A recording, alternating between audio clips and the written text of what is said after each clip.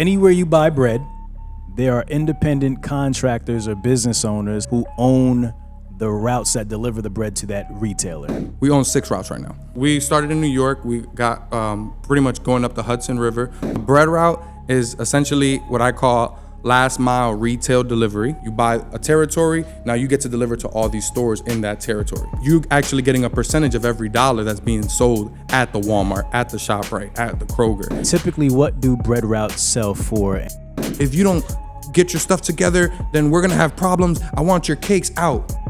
Okay, I'm gonna go sell it somewhere else. I don't care, bro. I don't need you. Bread is never gonna stop. Selling has been around since Jesus. We sell roughly around $3 million a year of bread. There's a person who wants to own one route, feed their family, and be good. And there's another person like me who wants to get to 100.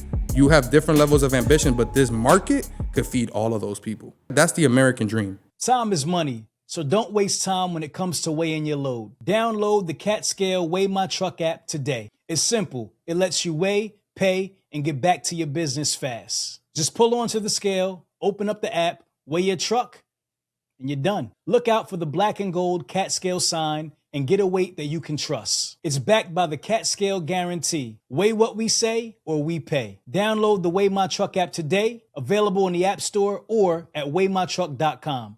Now let's get back to the show. My name is Chris Mateo, and I represent MATEO'S in Motion, and you're watching Truck and Hustle.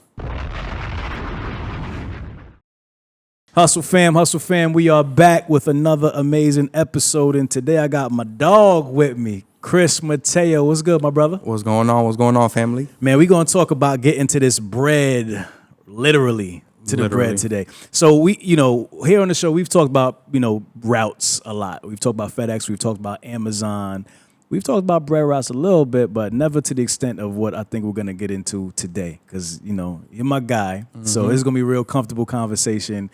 And I think we're going to get right to it, man. So tell the audience a little bit about yourself, who you are, and a little bit about Mateo in Motion. Well, my name's Chris Mateo. I'm a second generation bread route runner with my pops. And, I've been in business and entrepreneurship for the last 15 years, done everything from marketing, web development, traveled the world. And while I was traveling the world and living the online influencer type of lifestyle, I realized the thing that my dad's been building for a generation was actually so valuable. So when I came back, he hit me up I was in London. Hey, come on, I got an opportunity for this route over here. Let's take over. Let's buy another route. Or if not, I'm just going to retire and I'm out the game type of stuff. And I was like, nah, you've been doing this for 20 years. I started, my first job was doing this. Let me get back in there and help you and take over the legacy. And that's basically what we've been doing for the last year or two. I came back and basically doubled the business and been able to continue to grow, try to implement what I learned in web and tech development into the process and systems of logistics and bread routes. So that's kind of like the whole game. That's the spiel. Mm-hmm. All right. How many bread routes does your family own? We own 6 routes right now. You guys own 6 routes. Mm-hmm. All right, so let's start real basic. What is a bread route? A bread route is essentially what I call last mile retail delivery, right? So we're working directly with the supermarkets or the restaurants or whatever that distributor is for us. We're the distributor, they're the outlet, essentially, the retail, right? So for example, Walmart, that's a customer. We own a territory, so it's like similar to a franchise, right? You would buy a McDonald's, you get this area of downtown Philly from McDonald's, right? Same thing for a bread route. You buy a territory, now you get to deliver to all these stores in that territory, right? So, for example, you might have a Walmart, a ShopRite, a Kroger, depending on what area you're in and all that type of stuff. And when you deliver to that store, you're in charge of basically making sure that this product is not stale, that the retail space looks good, and you're pushing promotions so you can get end caps and displays and stuff like that. So this is ways that you monetize and make more money. So you actually getting a percentage of every dollar that's being sold at the Walmart, at the ShopRite, at the Kroger. Because what happens is we basically get anywhere from 15 to 20%, depending on how much the product, what it is and the affiliation to the contract. Yeah. But for the most part, 15 to 20%. And now you're talking about for the routes that we got right now, flours, for example, you got Dave's Killer Bread. That's a $7, $8, $9 loaf. You know what I mean? So we're getting 20% of that, for example. Different breads have different commissions that they give you. Okay. So we're gonna simplify all that because you went through that really fast. So we're We're gonna slow that down Okay. for the audience a bit. Like, what's my guy Concede? Say, slow it down. I just dissed you. We I like that. we gonna slow it down real like quick. All right. So, what territories does Mateo in Motion own? Just talk about some of the territory that you own. Okay, for Bread perfect. Wrap. Yeah, so we started in New York. We got pretty much going up the Hudson River from Yonkers all the way to Croton on Hudson. So that's about like 5 to 6 different towns and territories that we own there. And we do different deliveries to Stop and Shops, AMPs, C-towns, different little mom and pop delis and restaurants and all that. They all purchase product from us. Okay, got it. And you said how much total is it? How many total routes? Six routes total. 6 So routes. that one right there is 2 routes. Then we have other territories. So we have along the coast of Connecticut. So we have Darien, Norwalk, Westport, and Richfield. So that's another coastline that we own territory in. And then we have another territory in Stratford and Milford, Connecticut as well on the coast there. So pretty much going up 95 on one side and going up the Hudson River on the other side through the Marin and stuff like that. Got you. Now, your dad started this business in what year? The business side, he started at probably like 05 or something like that, around there. In 05? I was young, yeah. But prior to that, he was working for someone else doing bread routes? Yeah, so he was actually working in the depot, like in Okay. the place where, you know, the bakery bakes it. Which bakery? For example, Bimbo Bakeries is where he started with, right? They would bake the bread, bring it to the warehouse, the depot, where then it would be distributed to all the last mile delivery drivers. So that my dad was the guy that was actually making sure that the drivers got the product they needed and pretty much being the middleman between it. And then he realized the value of what these independent guys were doing and how much money they were making and the opportunity for ownership. And that's how he got involved. Got it. So what was that transitional period where he went from working inside the depot to how did he do that? Did he buy that route? What was that opportunity like? Yep. So he actually, one of the guys that he was working with became like a mentor to him, kind of teaching him the bread game. Older Italian guy, right? And he was basically showing my dad, like, this is how I make, a percentage off of each loaf that I'm selling. So if I sell 10,000 loaves and the route made $10,000, I get 20% of that per week, type of stuff. So my dad started like, oh, okay, that's a good business model. And then he saw that he could put my uncle to work because my uncle was young, he just got his license, all this type of stuff. So my dad's like, all right, I'm gonna buy a route and put my uncle to work, his brother, and then he stayed working for the company. So he actually worked for the company for like 10 years. And while saving that money from the company side, he was actually buying more routes. So he actually bought his first route, gave it to my uncle, bought the second route, gave it to my other uncle, and then slowly was going up from there. You know what I mean? Okay, got it. So that's smart. So he stayed working at the bakery, and he started buying the routes. So who'd he buy the routes from at that From time? other independent From owners. other independents. Yep. Okay, so he was networking with the independents, and basically they put them up for sale. How do you know they're for sale? Well, basically, yes. Long story short, but for the most part, once you have this relationship with these people, like he's the one literally checking in their product every day, and you're seeing the people get older. The gentleman that he bought his route was 60 plus. You know what I'm saying? Mm-hmm. He'd already been in the bread game for 30 years. Like he'd already put his kids through college, did everything. Now he's got to find what's the succession plan. You know what I mean? So Right. basically, that's where my dad would come in and say, hey, I'd love to buy it. I'm young. I'll put my brother to work it, and we'll take care of your customers, essentially. You know what I mean? And then, okay, let's make a deal.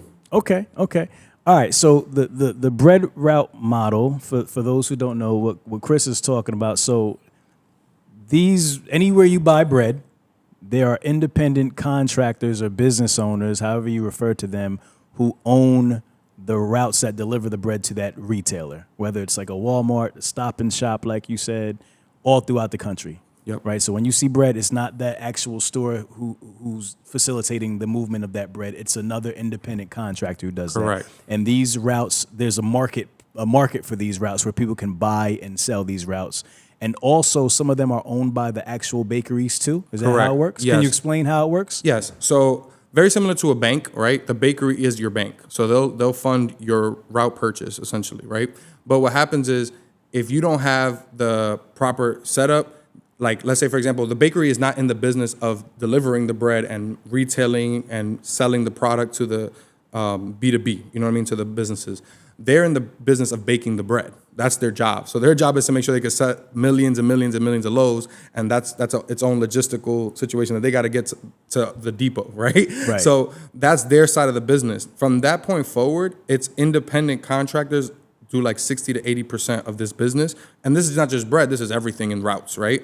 And then you got like 20 to 40% that would be company-owned routes. And those routes are usually either someone that was independent messed up, so they weren't fulfilling to Walmart standards, they weren't following their contract, delivering the product they were supposed to deliver, and they might have lost that route, similar to a foreclosure at a bank. So the bank will take back that house. Now, the bank is in the business of selling bread, for our example for the bakery. So their goal is to get somebody else that could cash flow and get the bread route back up and running. So they're usually trying to sell it at a lower cost so they can get it off their books and they can continue to move forward on their main business, which is baking the bread.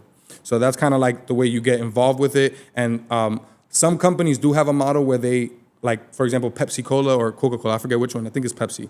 They are more corporate owned, like all of their routes, all of the trucks, all the stuff is theirs. You get what I'm saying? But then like Coca-Cola, for example, it's independent guys, but these guys have been around. They bought that Coca-Cola contract maybe 50 to 100 years ago, and now they're like as big as Coca-Cola from a perspective of they got 300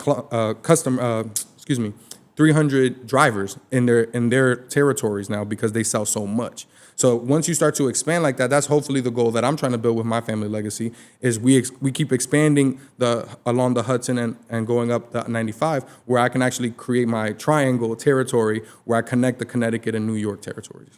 Got it. Okay. And we're friends outside of this podcast, so we talk. And I know you kind of explain this journey in tiers, right? Like there's a starting point for someone and then there's like the end point, which you just kind of like explain. Yep. Right? So can you explain like how someone can get started and then the tiers, and I think it's 4 tiers, like starting as like a route, like a runner. Yep. Can you kind of break that down for me, where you start and how you'd kind of grow that to like success, like to succession, where you kind of be able to have an asset you could sell? Okay, perfect. So this book right here is talking about my life and my journey, and that's kind of where I came up with these 4 steps because it was literally my life. So like I was a little kid, 12, 13 years old, in the bread aisle with my dad, helping him stack the bread and move the trays and do all that stuff. And this was like my helper role. Like, you know what I'm saying? All I was doing was, all right, he grabbed all the bread, it's empty, I moved that empty tray. Right. But this is essentially the first thing I started doing, and I started helping my uncle who was running the first route on his heavy days. Saturday, for example, is a big day for bread because everybody's shopping on the weekends, right? So I would go out with him on Saturdays and make an extra $100. But like now I'm lit because I'm in high school. I'm not even in high school. I'm like in middle school to high school time, and I'm getting $100, $200 a week type of stuff, helping her in the family business. And I start seeing like, oh snap, like this is really cool. So when you're a helper, all you're really doing is trying to observe and really trying to be useful from a perspective of letting them focus on the actual retailing of the product, meaning shelving it correctly, making sure that the sale items are good, looking good, everything is ready to make money, right? While the helper is just there to pretty much make your life easier. Think of it like an assistant or a nurse for the doctor. The doctor's coming in to do the actual surgery, but the nurse got to make sure that he got the tools, that everything is clean and scalpel. Yep, you know what I mean? So literally, that's the helper, right? Yeah. So once that helper kind of like that one, right? Quick. So once he's good enough that you don't got to say scalpel, yeah, he's already bringing it. Now you know he's ready for the next tier, right? Okay. So the next tier is helper. Tier 1. Tier 1 is helper. Yes, helper. You're with someone on the route and you're helping them. The next tier is now you can cover like Sundays and Wednesdays, the days off that we don't deliver. So I call those like floaters or like, off day support, right? Okay. So basically Wednesdays and Sundays, we don't deliver with the bread truck, but someone still needs to go out and make sure that our product is looking good on the shelves and that we're ready to make money. So now that was my little side gig. So after school on Wednesdays or on Sunday mornings, I will go out for 2-3 hours and I will go and fix up all the stores. Let's say in White Plains, for example, we have a territory that's, let's say 10 stores. So that would be my 2-3 hour route where I go out and I just fix up, pull the bread forward, make sure everything looks clean. And it's little things like that allow you to make more money because, again, we're getting paid by the loaf. So why would I go out there on a Sunday when it's my day off? Well, if I sell 20 more pieces that Sunday over my competition, now that customer might stay with me for a lifetime. That could be thousands of dollars. Okay. You know what I mean? So there's no delivery in this second phase. It's more so just rearranging and just kind of like, is it a little bit of inventory work or? Not really inventory. Most of it is going to be like just fronting the shelves and making sure that there's nothing missing. Pulling the bread forward, making sure it's on display correctly, and but no delivery involved. No delivery. Okay. Yeah. There might be product in the back that you might have to pack out. So like I might leave. By pack out, what does that mean? So let's say, for example, Wonder Bread, right? We sell out at Walmart at Wonder Bread, so now they don't have any on the shelf. So there's going to be back stock of that product where they could go and grab 2 more trays of Wonder Bread and bring it out, and then they put it on the shelf for the customer to grab it. Okay. So instead of it sitting in the back and not making money, now it's on the shelf making us some money. Okay. All right. And then what's the third level? So the third level is going to be now you're able to start running your route, and essentially I'm your helper. So now I start to help you. So now you're actually learning how to pull the dates, like when things are getting old or you need to take it off the shelf because it's about to be for fresh product to come in. So there's that level of you're pulling the product. There's the level of you know how to handle the computer, the handheld. So you know how to actually put in returns. You know how to give them a delivery ticket, do all the things to invoice to make sure you know how to get checked in. If a receiver is receiving you at a store, they want to see the products. They want to say, hey, I got 10 white. I got 12 hot dog buns. They want to see that product while you're showing them the receipt. You know what I mean? Right. So there's different check-in processes. So once I see them, usually that's a little bit longer. So the first 2, you can do that within a week, like probably both of them. You get what I'm saying? Like as far as getting comfortable. Okay. But then the next step here, you're going to have to go out and do this a couple of weeks to at least a month or 2. You get what I'm saying? And this is because you're getting comfortable now with like literally every day getting into the habit of this is how I start my day. This is how I go through my day. This is how I end my day. And there has to be a system and a process to that bakery, to that business owner, if you're not the business owner, on how they want their things done, right?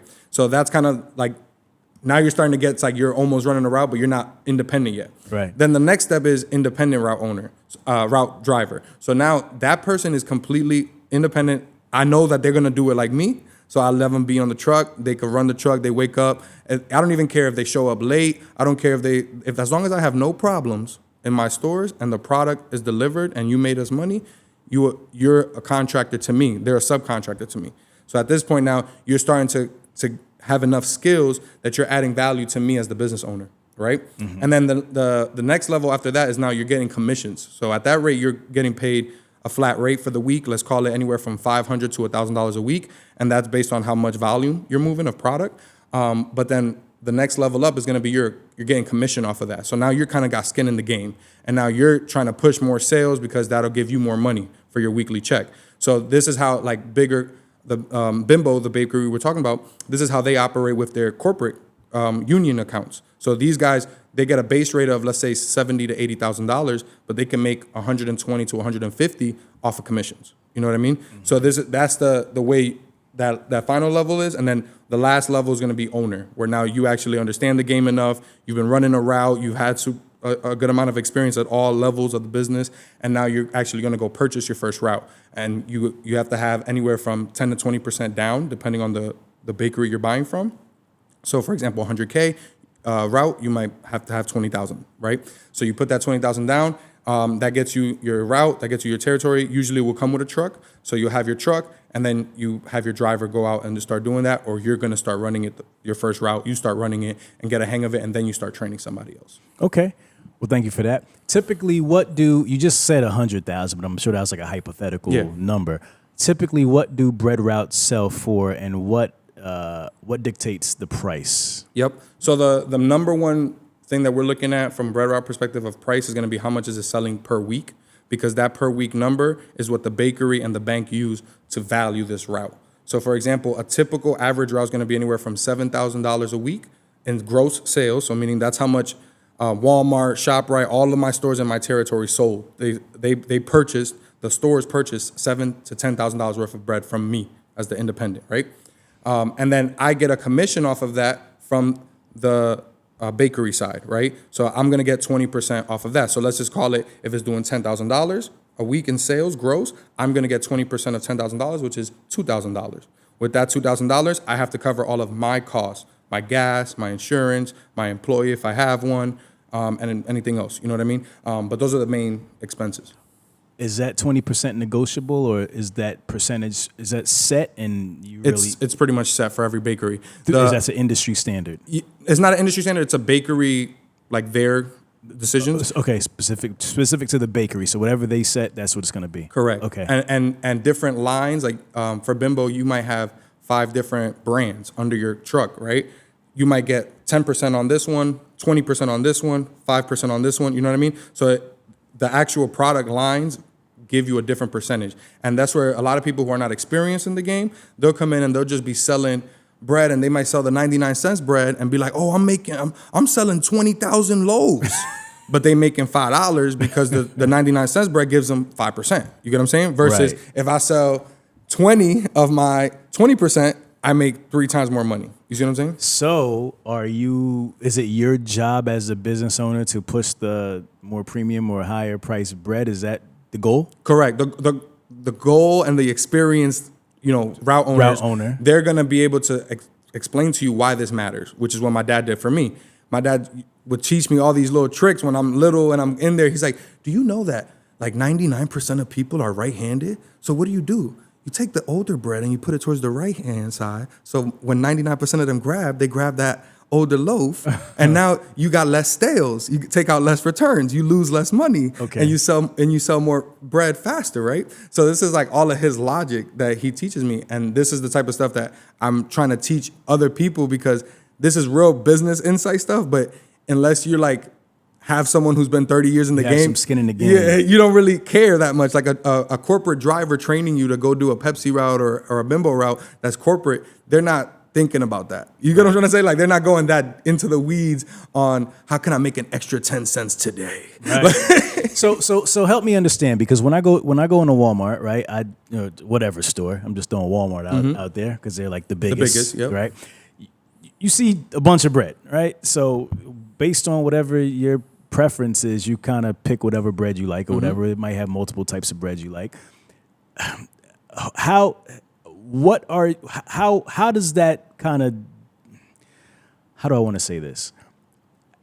Because to me, all the bread is filled up. Yeah. So for you as a business owner trying to sell the bread, like the better paying bread or whatever, like how do you position the bread? Like what are you doing in order to make, like you just said, the little right-handed thing or whatever, like what are you doing in order to make your higher priced bread sell and then the lesser priced bread? I mean, because people in Walmart, they probably in Walmart because they don't want to spend money, right? Great call. So how do you do that? Like okay. So it's I don't even know how I want to ask the question, but I I think you know what I'm saying. So there's multiple ways. It's like marketing and sales, right? So it's psychology at the end of the day, right? So one of the things, like I was young, my first job was doing this stuff. One of the things that my dad was a stickler about was stickers. So stickers is when you put the bright yellow or green or red sticker on the bag that says 99 cents or $1 off. You know what I mean? Right. This is like stupid because you're like selling thousands of loaves. So you're like, why is this man bugging out on me right now over 50 pieces at this store? And it's because the difference of him taking out an extra 50 pieces the next day doubles if I don't put those stickers on. That's just an example. You know what I'm saying? So like for my bread, Dave's Killer Bread, I might have, it's an $8 regular price loaf. When I put that joint for $4.99, it's flying. You get what I'm saying? So, but I gotta put the stickers and the tags and present it as this is the deal, this is the offer. You know, the old school on the TV. But if you call now, all of those things sound dumb, but like they're real marketing, like legitimate things that work inside of the marketplace when you're retailing, right? So retailing is all about how you're presenting the product. So now, let's just use Walmart as the example. Yeah. The Great Value brand, which is their brand, might be completely washed out because it's 99 cents bread. So what do first people buy in the first of the day? They're going in there, they're grabbing the 99 cents bread. It's 3 o'clock in the afternoon. Now that shelf is bare. It's just looking sad. Right. And then here we come to fix up our beautiful $7.99 loaf. And what happens? I put a little sticker on it that says $4.99. Now you see the 99 cents area is completely wiped out. Right. You see the other loaves about $3.99, $4.99 around there, but they still not looking as fresh and standing up right and clean. Like the bag is looking at you saying, "Come on, purchase me." Right. Holla at me, baby. You see what I'm saying? Yeah, so yeah. now, boom. You get the sale, right? And hopefully it's an organic bread. It's better, whatever. They taste it. Now they're a customer for life. Now when it's off sale, hopefully they buy it again. So you have to pretty much be a salesperson without being there. Of course. That's ultimately what you're doing. Yep. You're setting up your space in order to sell without having to be there present selling to them. Correct. Think about it like one of the things that it helped me understand it even more was like I worked as a waiter. And I was working at a bar taco, and these are like $20 tacos. And I'm in a very rich neighborhood and they're giving 30% tips. But I didn't know how to get more. I didn't even know there was a concept of more until my manager started teaching me things like, Chris, why are you so mad walking around through the restaurant? Just smile. And I was like, I'm not mad. This is my face. Right. He's like, nah, just smile. You're going to make more money. And I was like, okay, I'll try it. I just started smiling. Okay. Got an extra $5 every table. I was like, oh, this smiling stuff works. Right. Okay, what else could I do? Make sure the cup of water is never less than halfway. So it's always full. Okay, cool. Start doing that. An extra $5. Next thing you know, I'm getting 40, 50% tips now on checks. Mm-hmm. Why? It's the same tacos. It's the same stuff. He taught me upsells. Oh, don't just sell one margarita. Sell them the jug. You get 2 extra margarita sales out of it. You see what I'm saying? Right. So it's like simple stuff like that. That's how I do it in the bread house. Somebody comes in, they're saying, hey, I'm looking for hamburger buns. I'm going to point to mine first, of course. I'm not crazy, am I? Right. Here you go, ma'am. Oh, that's $7.99. Well, good thing my brand has 2, a high-end and a lower-end consumer. Well, here's the Wonder Buns. Here you go. You see what I'm saying? That's $2.99. The Wonder Buns. That's funny. That's hilarious. So you see what I'm saying? So even my dad was making fun of me today because like all the customers, we in the bread house, like 5 guys in there all working, and all the customers keep coming up, and I just keep like the first one to answer them. Yeah. So, oh, you got the sesame seed buns? Yeah, right here. You know what I'm saying? Oh, you want this? So now they're gonna remember that the same way you don't think about it, but when you go to the restaurant and the service is flawless, you give them that grace. Like, nah, the tacos were good, but Chris, that was my man. I gotta bless him. You know what I'm saying? So like now I give that customer in ShopRite, in Walmart, that experience with like, nah, that Sarah Lee guy or that Dave's Killer Bread or that Wonder Bread guy, that's my guy. Like the same way like with your barber. Like he might get a bad day or two, but at the end of the day, that's your barber. You want them to say that about your bread. Got you.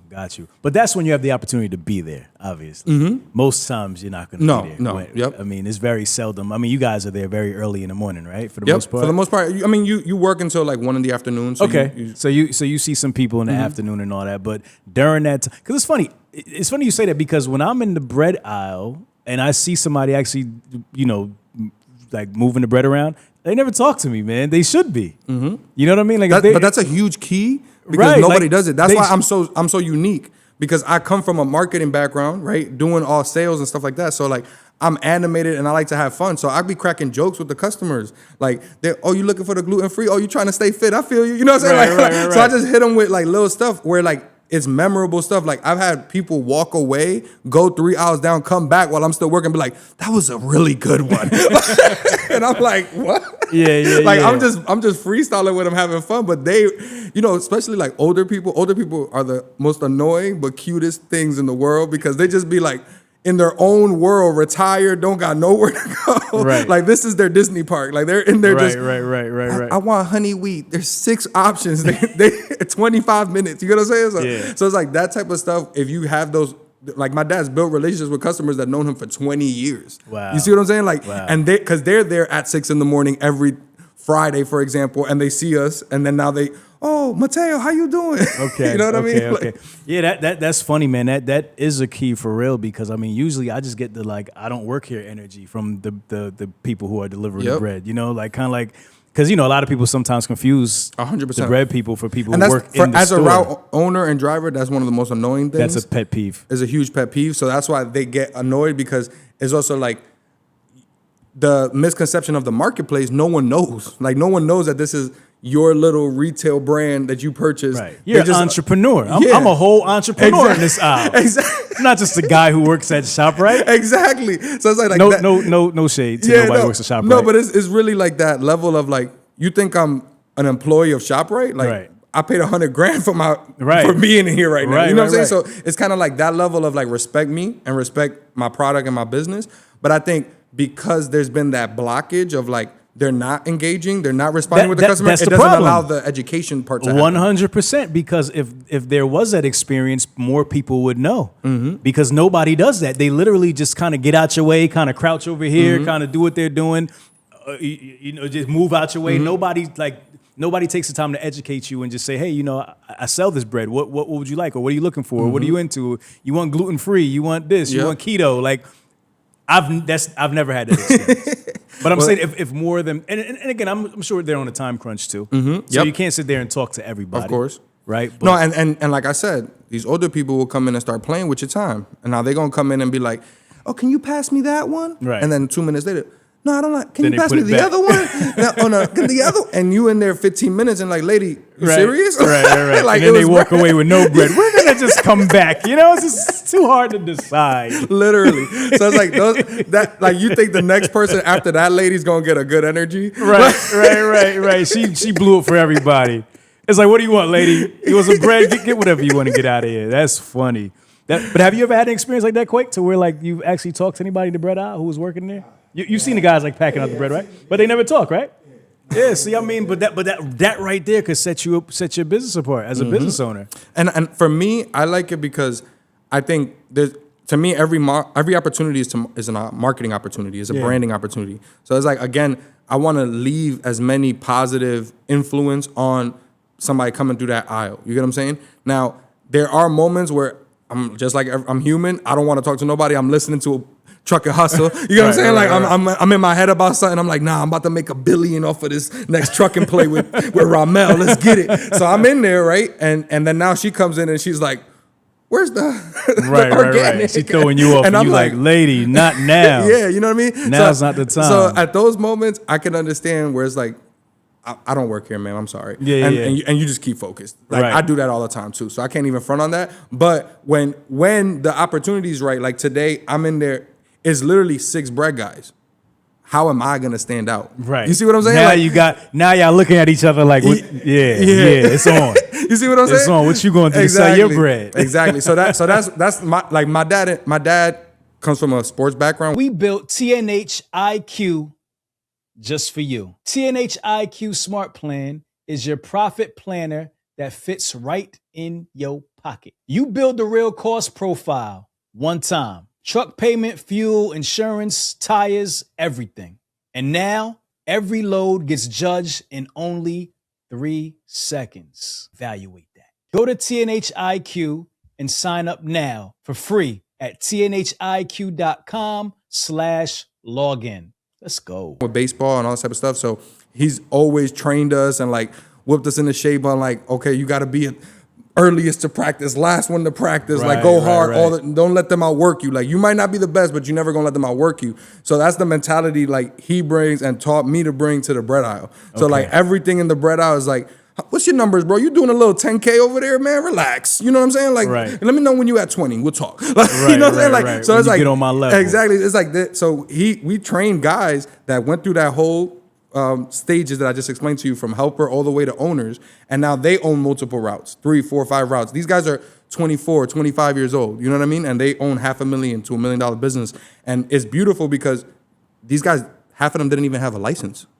Like there was no license. They didn't never even been to a bread truck. They didn't even know how it worked. Just like I'm explaining it to everybody right now. They just went up.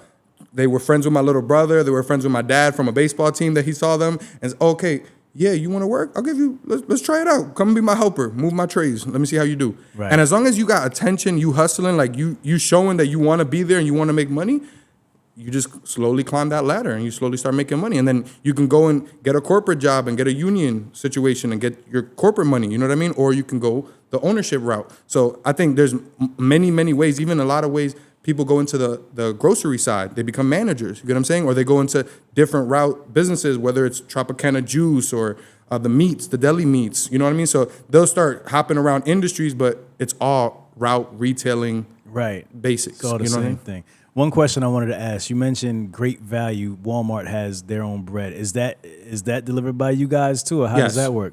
Yes. Okay, so even though it's a Walmart brand, it's still being baked by. Can you explain that? Because these bakeries bake multiple brands, correct? That's the whole game right there. So a lot of this, you might look at the bread aisle and see 15 different brands, but it might be only 3 bakeries making all of those brands. That's where they get you. Same thing with like the milk, the meats, all this type of stuff.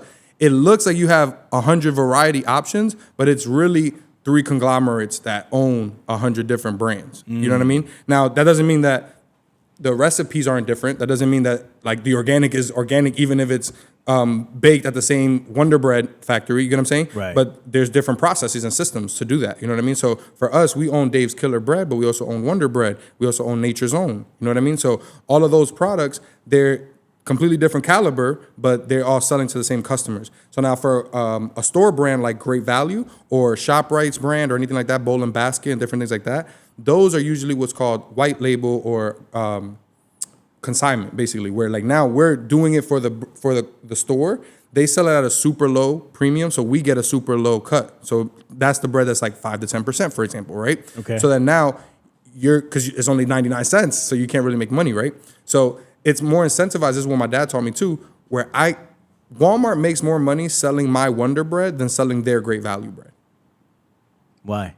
Because the way the economics work. If it's a 99 cents loaf, there's less margin for them to make money and for me to make money. If it's a $2.99, $3.99 loaf, then there's more opportunity for both of us to make more money. So for example, I might make 5 cents, 5% of a dollar on that 99 cents bread. You, as Walmart, might make 5 cents. So we both made 10 cents profit, like total, right? Mm-hmm. But now if it's a $2.99 bread, you might be able to make 10%, 10 cents, and I make 10 cents. For example, you know what I'm saying? Or 20% for the more expensive product. You get what I'm saying? So then now you start getting, for basically every loaf you sell of mine, you might make 50 cents. For every loaf you sell of yours, you only make 5 cents. So now that's where you have to also educate. Sometimes I have to educate the managers, and I have to educate them on how they make money. Okay. Because they're employees, so they don't think like business owners. You get what I'm saying? So they're not, to them, oh, it's just all white bread. Put all the white bread over there. I don't care what it is. And it's like, no, but if you put a display of his white bread versus mine, you're going to make, we sell the same 100 loaves. You might make $1,000 off of mine and only $200 off of his. Right. So right. How the business makes money because Exactly. they're managing the business. Correct. Okay. All right. So let's really get into it now. That was just all like an appetizer. I love it. That was nothing. You know what I'm saying? Let's really get into the bread now. Okay. So first, who are the major bakeries? Let's start there. Who are the major players in this? How much is this? What's the value of this industry? I think last time I checked, it was in the billions. I think it was like 25 or 30 billion. Okay. Just from baked stuff and all that type of stuff. Bimbo is the number one in the world. Bimbo Bakery. Bimbo Bakeries, yep. Okay. They're called Grupo Bimbo. Grupo Bimbo. Yep. So this is a really dope conglomerate family that Mexicans started in Mexico. And just like me and my dad, they started, I think they were doing like milk trucks or something like that. And they got into the baking business and started blowing up and selling all this stuff. And then they started buying all the small family-owned bakeries in America. And that's kind of how they started growing. And then they went global, Europe, they're all over the world. So they're a conglomerate of multiple bakeries they've acquired over the years to be Bimbo Bakery. And how many routes does Bimbo 50,000. have? So they have worldwide. 50,000 routes worldwide. Yep. Bimbo Bakery. And what is the mix of independently owned to In America, Bimbo? I think it's like 60-70% is independent. Okay. Mm-hmm.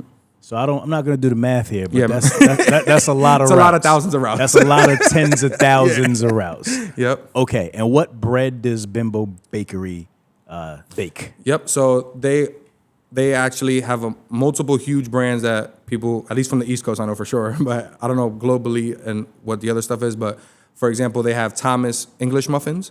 So that's they do bagels, all the breakfast items and all that type of stuff. They have Takis, the chips. They have Entenmann's for sweet cakes and donuts and all that type of stuff. They have Bimbo bread, which is like the little white bear. That's like the 99 cents to $2 bread. But people love it. It's like Wonder Bread. Yeah. And then you have Oro Wheat. Oro Wheat is like Arnold in the East Coast. That's more of like a premium, $4.99. Really good for like deli sandwiches and stuff like that. And then Freihofer. And Freihofer is like the Italian white bread and like basically like your traditional style wheat and white. Okay. All right. So that's Bimbo. Yep. 50,000 routes. All of those brands you just now named. Yep. All right. Who else? Then you got Flowers Bakery. Flowers Bakery is in charge of Dave's Killer Bread. They own Dave's Killer Bread, which is their number one organic brand in the country. They own Wonder Bread, the white Wonder Bread that we grew up on. And then they have Nature's Own, which is the number one like honey and wheat bread in the country. So they're the number one bakery in the country. Bimbo's the number one in the world. That's the only difference. Oh, okay. They both number ones. Flowers is number one in the U.S. Correct. And how many routes do they have? I think they have. I'm not 100% sure on that, but I think it's like in the tens of thousands. Okay. Okay. Either 10,000 or 5,000, 15,000. I'm not too sure. Quick, look that up when you get a second for us. Give us some fact check. Yeah, give me some fact check. All right, and then Flowers Bakeries. How many routes does Flowers Bakeries have? And then the last one is Pepperidge Farm. Pepperidge Farm. Yep. So it's 3. So there's 2 more. Okay. So there's Pepperidge Farm. Pepperidge Farm just does Pepperidge Farm bread. Just Pepperidge Farm. Yeah, but Pepperidge Farm is part of Campbell's Chicken Noodle Soup and Goldfish and those things. So they do the Goldfish chips and they do bread and they do Campbell's Chicken Noodle Soup. Okay. Like the company owns it, but the bread is its own The department. bread is separate. Yep. So if you were to have a Pepperidge Farm route, you'd be just doing the bread, selling Pepperidge Farm bread. Yep. Okay. And then what else? And then you have Schmidt. Schmidt is they do the old time brand, and they do like a lot of the white label bread for a lot of the stores now too. So they got really big in the last few years because they started doing like basically super cheap wholesale for the restaurants like McDonald's and different things like that. And that kind of got them in the territories. And then they started like get into the stores and stuff like that and do like the Walmart bread or this type of stuff. And that's kind of how they started to grow. So those are like the top 4 or 5 bread routes. Okay. 5,900, 6,000. Okay, so 6,000. you see, I was close. You was close. I know it was in the thousands. I wasn't sure. Chris GPT. So what is the difference, just high level, working with each of these bakeries? Like, what are some of the things that stand out for someone who is looking to get into the bread space?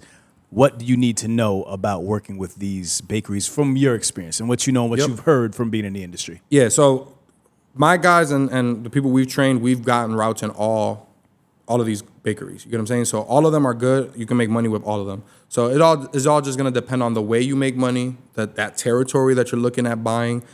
Is similar to any business. Like if I buy a laundromat in downtown New York, it's a completely different business model than if I buy one in the Bronx. You know what I mean? Right. So like the business model is gonna be dependent on that local territory, but for the most part, the big difference is gonna be how the company treats you as an independent owner and the type of, let's call it leeway that they give you with different type of products and stales and inventory and stuff like that. So what do I mean by that?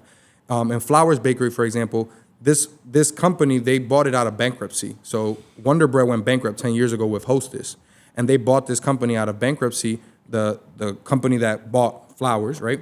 And they wanted to make everything lean. So their whole business model is, if the shelf is gonna be empty, let it be empty. I'd rather it go empty than me go an extra 20 pieces and then now you're taking out stale, right? Because that means we overbaked. So if your store only sells 100 and you put 120 in there, we're eating that cost of the 20 loaves, right? Right. So their business model is, I'd rather you just put as close to the 100 that actually sell every time. So then that way it's the least amount of waste, right? So that's their business model. And then what happens to me as the owner, that hits my pockets because now they charge me anything over 10% stale, I have to pay out of pocket for that. So it's the same thing as like, if I order 110 loaves, I mean, let's say I order 120 loaves, I do a delivery, and I take out 20 loaves like that were bad, they're gonna cover 10 of those loaves. The other 10 is gonna be on me. You see what I'm saying? So I'm gonna have to cover that like wholesale, buying it from them directly, even though nobody purchased it. So that's a big loss. That could come up to hundreds, if not thousands of dollars a week that you could be losing, right? Okay. So very important. Very important. So that's one thing. Another thing is like inventory. So as we're managing the inventory in the store, we have to count every week, make sure that, if we said we put 100 pieces in, there should be 100 pieces on the shelf or whatever it is, minus whatever sold, right? So if that is wrong, other bakeries like Bimbo Bakeries, they don't care about that. Like they'll let you slide on the stales. They basically cover whatever because their model is push. If you could put 150 loaves in there and they'll buy it, like even if you take out 30, we'll cover it. Don't worry, just keep pushing because they got a different business model. Okay. But the inventory side, that's where it's like the opposite. Correct. It's exactly. So that's what I'm saying. And then Pepperidge Farm, they have like a balance of both of those. You get what I'm saying? So all of them have different business models. Schmidt, for example, because they do a lot of the white label bread for the stores, they actually give you a lot lower percentage on those products, but they have 3 different products in the store. So then they have like a low, medium, and high. So like 5%, 15%, 30%. You see what I'm saying? Okay. So that now you, as like how you make your money, how you control your sales is going to vary on those products. You see what I'm saying? So you kind of, as the business owner, you have leeway to wiggle with stuff, but they set the rules on like, hey, this is as much as I'm going to cover type of stuff. You know what I mean? Got it. Okay. All right. What does your, let's just kind of start, like, what does your day-to-day look like, right? Like, just give us an idea of So like, me now as a business owner, or me as a route driver? as a route driver, because right now we're talking to people who are interested in the bread space and want to do what you do. Okay, All got right. you. What would their day kind of look like day to day if they owned a route? Yep. So the typical day is going to start around 4 a.m., put my alarm on for 4, wake up, go down to the depot. I'm like 20 minutes away from where I pick up the bread and my truck is parked. And then I'll start it up, back up into the door, and then I go and check my load. So my load is the amount of product that I'm supposed to deliver today. That could be anywhere from 500 pieces, individual pieces of bread, to 1,000 to 2,000 pieces. You're checking that on paper, like inventory? On the handheld. The handheld that Yep. they have? Yep. Okay. So that handheld is essentially your device for the whole route in the business. So you go in there, you're gonna communicate it. So it's gonna get a download from the cloud, and it's gonna say this is what you're supposed to have, 1,000 pieces of this and whatever, right? So now you go, you check it. If there's anything wrong, you cross it off. Hey, I was supposed to get 10 trays of Wonder White. I only got 5. Now stop right there. You said you're supposed to get 10 trays of Wonder Right. When did you place that order? How do you know that you were supposed to get 10 as opposed to the 5 because that they I gave control the ordering. you? Okay. So that's super important because that's like That's the game? That's the game. it's so hard because there's so many pieces. Yeah, of the game, I you know. know what I mean? And we'll go back to the ordering, but you can just touch on it real quick Okay. now. Yeah. So I'm in charge of ordering that product for the shelves, meaning there's an AI that helps us a little bit that tells you like this is the 4-week average. So this Walmart sells on average 150 pieces of white bread a week. Yeah. So now I'm in charge of like knowing it's gonna be a crazy hot summer weekend on Memorial Weekend. I gotta add in 500 loaves that I didn't know I needed to have. You see what I'm saying? Right. So that's where it gets really crazy. Then I ordered 500 loaves of hamburgers and it rained all weekend. And now I only sold 100. I gotta take 400 back. I just explained to you.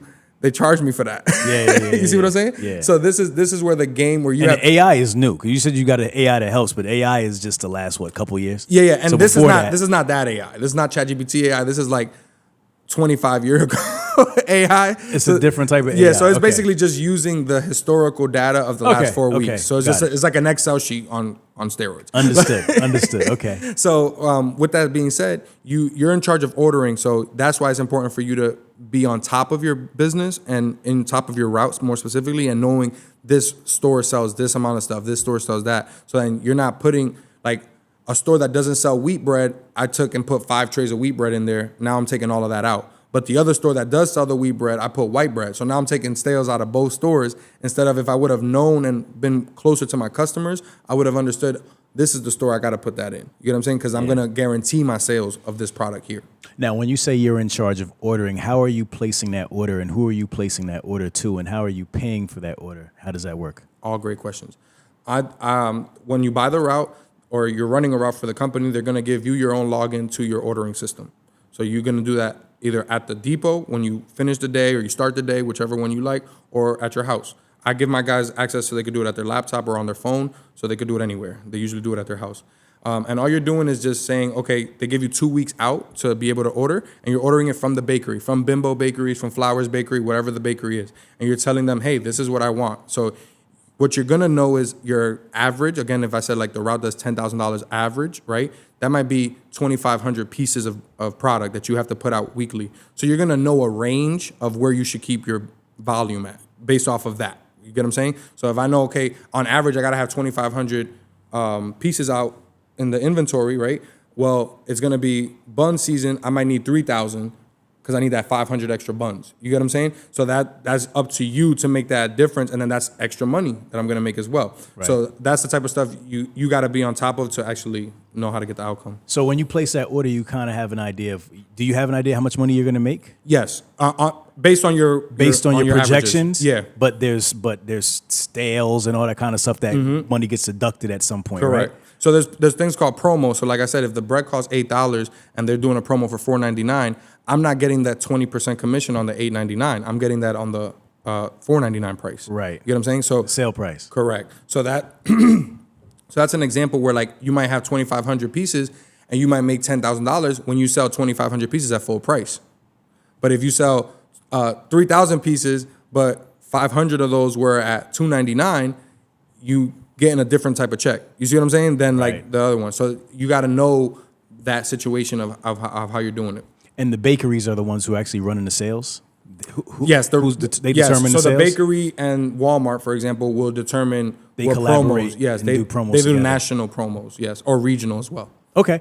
All right. So, And I didn't answer the pay question. yeah. So the pay question is basically think of it like on consignment. So like the bakery is giving us the product on consignment, saying, "Hey, when Walmart pays you, you pay us." Essentially, you get what I'm saying? Or for that relationship specifically, Walmart might pay them and then they pay us, the bakery, right? So it all depends on what type of account or customer you're dealing with. So if I'm dealing with a restaurant, they pay me cash. You get what I'm saying? So I'll go to a restaurant, I drop off $500 worth of bread, they give me $500 cash. Boom, I put it in my pocket, I deposit it, whatever that may be. Now, if I go do that at Walmart, Walmart's not giving me $5,000 cash. You know what I'm saying? Like, so Right. Walmart's gonna send $5,000 cash to Bimbo Bakeries, and Bimbo Bakeries now looks at my stale, looks at my inventory, and says, oh, okay, based off of this, we gotta send Chris $3K. Okay, cool, boom, and they send him my $3K. You get What I'm saying? about when it's cash, though? How does that change with cash? They would take that out of my of whatever the charge stores do. So the big box stores, the big box stores that pay the bakery direct, they deduct that from my cash stops. So I might have Gotcha. I might be selling $10,000 worth of bread, 7,000 might be charged like from the big box stores, right? And then 3,000 might be cash. So now they're gonna say, oh, you only supposed to make $2,000. You got to pay me back 1,000. It's like an escrow account. Yes, Almost. you see what I'm saying? So that's the way that works. Okay. Okay. Cool. All right. So let's go back to the day in the life, where you're loading the truck now. Is the load staged? Is it ready for you? Or are you picking this? No, picking it's this? kind of preset. So Okay. they give you your order. So if you like, for the most part, if you're supposed to have 10 of this, 5 of that, whatever it is, it should be there. So if it's not there or it's damaged, you want to write that off so that they know that you got no product or it came damaged. That way, the burden of the cost doesn't come on us; it comes on them. You know what I'm Okay. saying? So that's super important in the morning. That's the morning checkout before you go. Now you in the truck, you're driving to your first stop. Hold on, real quick. You when you load the truck, is there any specific ways that you need to load the truck for the route? Like Oh, you getting real deep. I like this. I'm going super I mean, deep. we might as well just go to the truck right now. I told you we was just getting started. You know All right, what I'm saying? so usually I would want to set up the stops before I leave. So if you're on your A game, right, which you know I always am. So I have pictures for my process of the day before, so I know how my stores is looking already. So in the morning, it's now 4:35 in the morning. I'm in there and I'm looking at my stores, and now I'm presetting the orders. So basically, I'm making my Walmart looks like it needs 6 white bread trays, it needs this, that, boom, and I'll set that to the side. That's Walmart. Okay, this is my little mom and pop deli over here. This is this. So I'll set them all up, and then I'll load them into the truck based on who I'm doing first to last, and then I strap it in with the strap, and then I'm out. You know what I And mean? you on your way. Yep. Okay. All right. So that takes about how long? 45 to an hour once you're Okay. smooth with it. So an hour and then you're off the dock. You're rolling. Okay. What happens next? So now I go on to my first account. Usually it's going to be a Costco or a BJ's or a Walmart. Usually one of the bigger box stores because they're opened earlier. So I'll get there by 5 a.m., 5:30. I'm dropping off a quick load. And those stores are great, like especially like a Costco, for example, because, it's just bulk. You're just coming in with a lot of product, dropping it, and you're heading out. So that might take me 30 to 45 minutes per store. And you go around, depending on the route, you're usually going to do depending on the size of the stores, anywhere from 7 to 10 stops per day. But if it's like small route, meaning you're doing a lot of mom and pop little shops, then you might do 15 to 20. You get what I'm saying? So that's where it also, coming back to that territory and that location matters of how you're going to monetize it, because you might be somebody who likes going to 15 little stores to make $1,000 because you getting a bacon, egg, and cheese, you seeing the homie, like this is your routine. You get what I'm saying? Yeah. So then there's other people like my dad and myself who prefer I want to get it all out at Costco. Like if I could get 60% of the product out at Costco, then that's a win. You get what I'm saying? So it's all depending on that territory's makeup of the stores. But anywhere from 7 to 20 stores you would do in a day.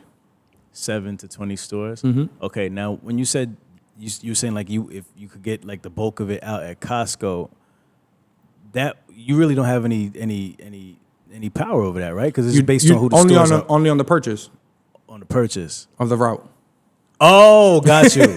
Yeah. Got you. So when you see the route, you're looking for those kind of routes that have the bulk of it at the big box retailers. Correct. You're looking at all these things as a component of, is this a good business for my liking? You see what I'm saying? So like there's stores like our New York routes, right?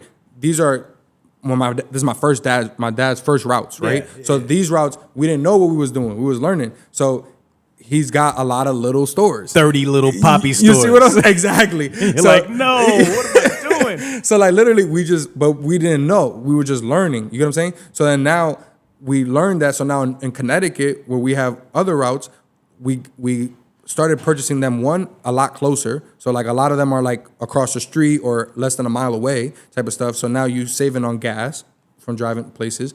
And then 2, these are big box stores. So you're kind of just hitting them with 100 pieces, 300 pieces, 500 pieces, 1,000 pieces. So now I just told you I might pick up 1,000 pieces.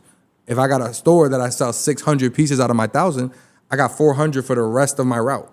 Right. You see what I'm saying? Right. So that's kind of like how you play that's why it's an independent contractor, because you set your schedule. Like my guys could go out there and if they want to spend 16 hours selling bread all day, have a great time. As long as at the end of the week is $10,000, you're good with me. You see what I'm saying? And as long as my store managers aren't complaining that you missed something or you did something wrong, I'm good. But now if you go out there and you do it in 4 hours, like a lot of my drivers do, you making a full check and working part-time. For 4 hours. You see what I'm saying? Okay. So how do you purchase a route at one price and there's a certain set amount of stores, right? And they have a historical amount that they order, whatever the case would be. So you kind of know that going in, but you can build the equity in these routes, right? You can. How do you do that? How do you add stores or add more sales? Like how does that work? Explain that. So I just want to finish with the day. Sure. You go back. Oh yeah, we didn't even finish the day. You go back to the depot after you do your 7 to 10 stores, whatever it is. You go back to the depot. You unload the empties and the bad product, right? Whatever was stale for that day, and then you communicate again with your computer. And you basically like send up like, hey, this is what I sold today. This is what I made, and you're letting Bimbo and the conglomerate know this is what, like, my day's done. I'm done, right? Right. And then now that kind of starts communicating for the next day to get your next load and do all that stuff, right? So that's kind of like finishing that day process. Now, what was the question again? I want to stay there. I'm going to go back to the other question. So we talked about the end of the day. So after you upload everything, you've gotten all your deliveries done. Are there some times when like there's bread you can't deliver? There's bread that was missing. Like how do you? Oh, great question. How do you Yep. So if the product, like let's say I had 1,000 pieces, but the stores were full, like I couldn't sell all 1,000 pieces. I might have 300 pieces. Well, I got to sell that by Saturday. So basically, you have a week. Like Monday to Saturday is our week. So 7 days or 5 days? 5 days of delivery. Okay. But like I told you, we work 7 days as far as keeping the retail side forward. But Saturday is the day that you basically close the accounting of the bread. So basically, whatever is in inventory on my truck, if it's not closed out by Saturday, like if it's not sold to a Walmart, sold to a store, I'm covering that like if I was the store, like MATEO'S Deli. you might as well start eating sandwiches. You see what I'm saying? So literally, there's a process of zeroing out the computer every Saturday. So on Saturdays, whatever the situation is, if let's say, for example, he might have over-ordered that week, right? Mm-hmm. And now he got too much product. Well, now he knows he got to cut next week whatever he has extra. And then he sells that out. So there's a way to balance it out over a week. You get what I'm saying? But you have to kind of play with that. So at the end of the day, if it's a Monday, Tuesday, Wednesday, Thursday, Friday, or whatever, you would just let that roll into the next day, and then you go the next day and see. Hopefully, it sold more, and you be able to give it what you got that day plus what you missed yesterday. You know what I mean?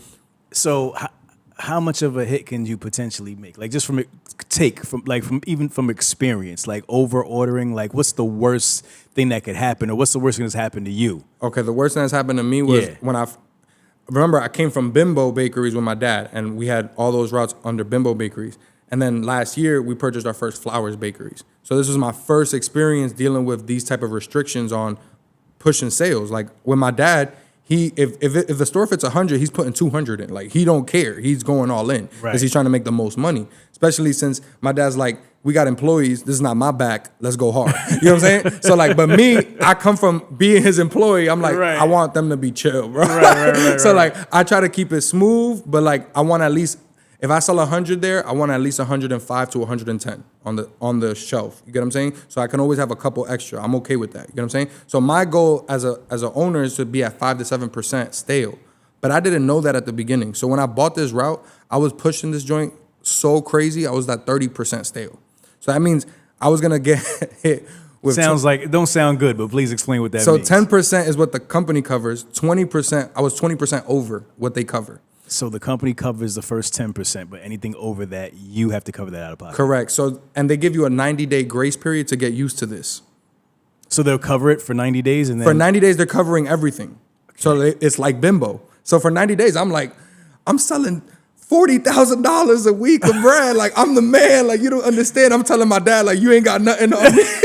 Like I'm really popping it, right? What? And then literally and they're covering it during this whole time when you're selling all this extra bread. Exactly. So they're covering it. I'm taking out stale, like no tomorrow. And then literally they're like, oh, Chris, did you know that next week your 90 days is up? And I'm like, wait, what? They're like, yeah, after this, the 10% kicks in and you cover anything more than 10%.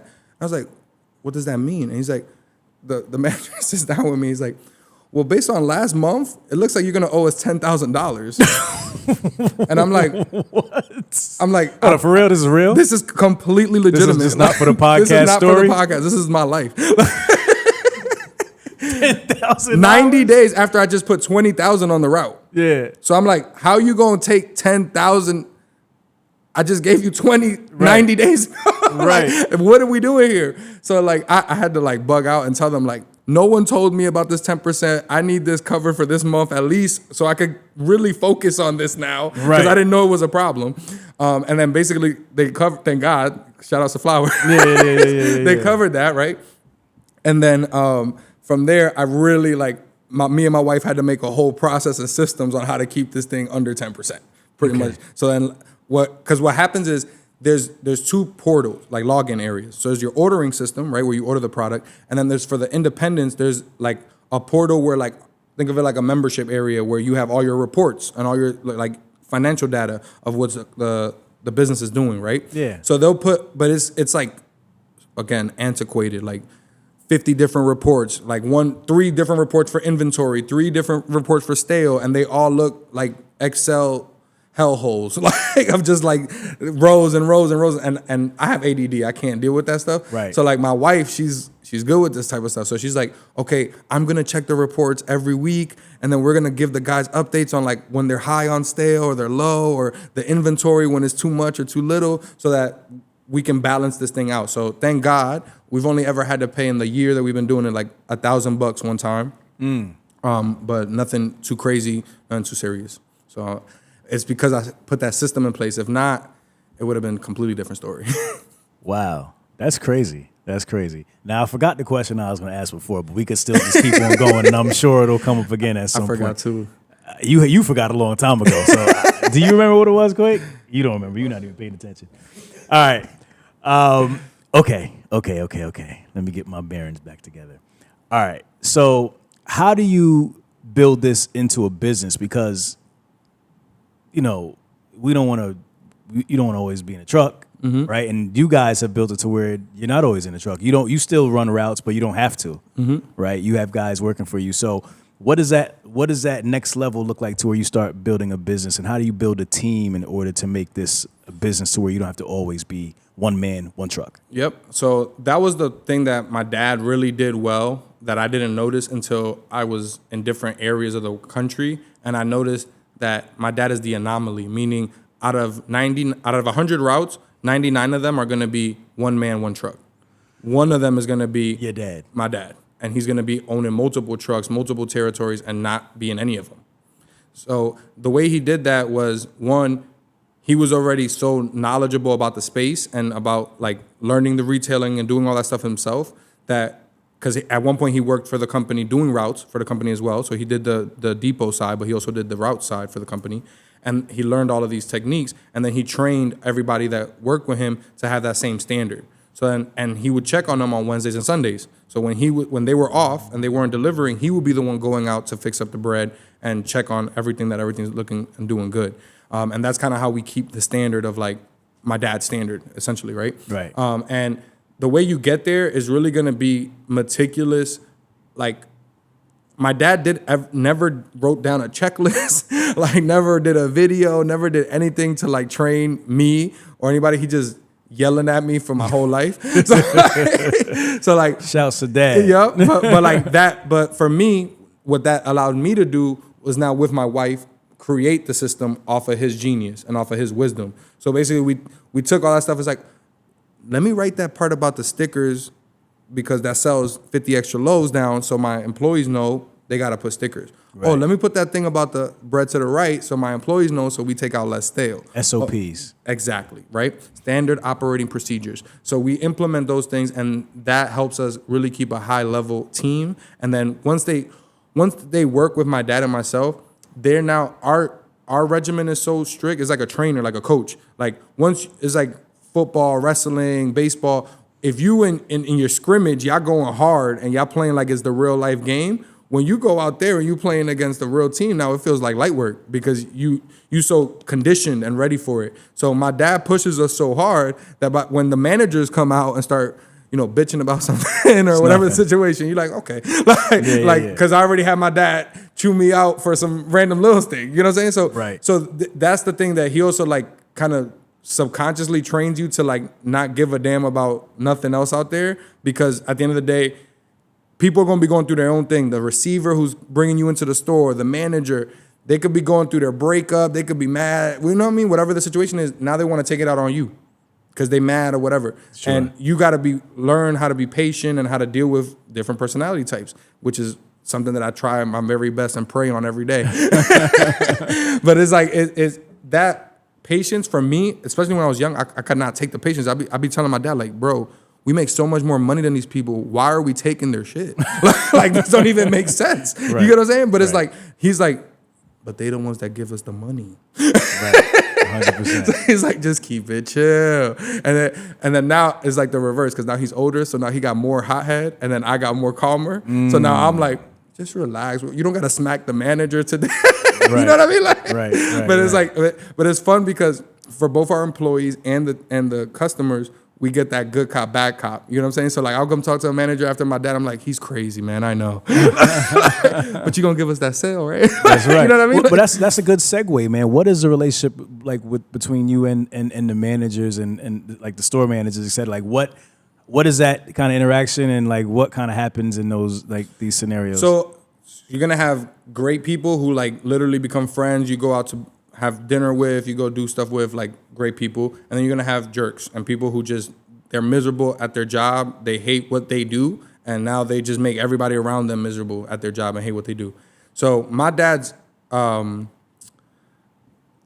guess, response to these people is like, he matches their energy, right? So he's like a mirror. Yeah, he's a mirror. So you coming in hot, you trying to have aggression? Let's turn it all the way up. You gotta it's like, you coming in like chill. Let's have a great time. Let's laugh. You know what I'm saying? Right. So he's literally like 0 to 100. Me, I try to keep it always at 60%. Okay. You know what I'm saying? Even keel. Like they're not gonna know if I'm happy. They're not gonna know if I'm upset because I'm gonna just smile at them and be like, okay. Right. You know what I'm saying? Like, so that's kind of my thing, because I don't like when I was younger, I used to get too emotionally involved. Like, I'm like, why is this receiver on me? Like, it's me. Like, how much of a bearing do they have on your day though? Like, I mean, they could ruin your day. Why? I mean, I just explained to some of these people, one, know how the business works and others don't. So let's start there. So some managers don't know that I have to cover that stale. Some managers do know that I have to cover that stale. That could be used against me. Because now they could say, give me 500 hamburgers today, Friday, and then Saturday they could say, I don't want 500 hamburgers. Oh, they'll do that. Oh, they'll do that. And then now I got to figure out what I'm going to do with the 500 hamburgers I ordered for your Walmart that you don't want no more because you mad at me because... Oh, so they'll do that to spite you? Really? So we talking about thousands of dollars could be lost. Like there's a manager that I'm dealing with right now that I'm at the point where like I don't want no promos. I don't want nothing to do with sales with him because whenever I do get a sale with him, he's looking for something to try to get me on to like screw me. But why? What What do they get out of that? It's the machismo thing. Like you got these little guys, bro. I'm 250, like I'm 6'11", like they're looking at me like 6'11". Yo, 250, 6'11". I'm lying. Damn, bro. 5'11", Stand up 5'11". again. 6'11". Damn, bro. 5'11", excuse Talk me. about cat. Yo, throw the cat. Throw the flag.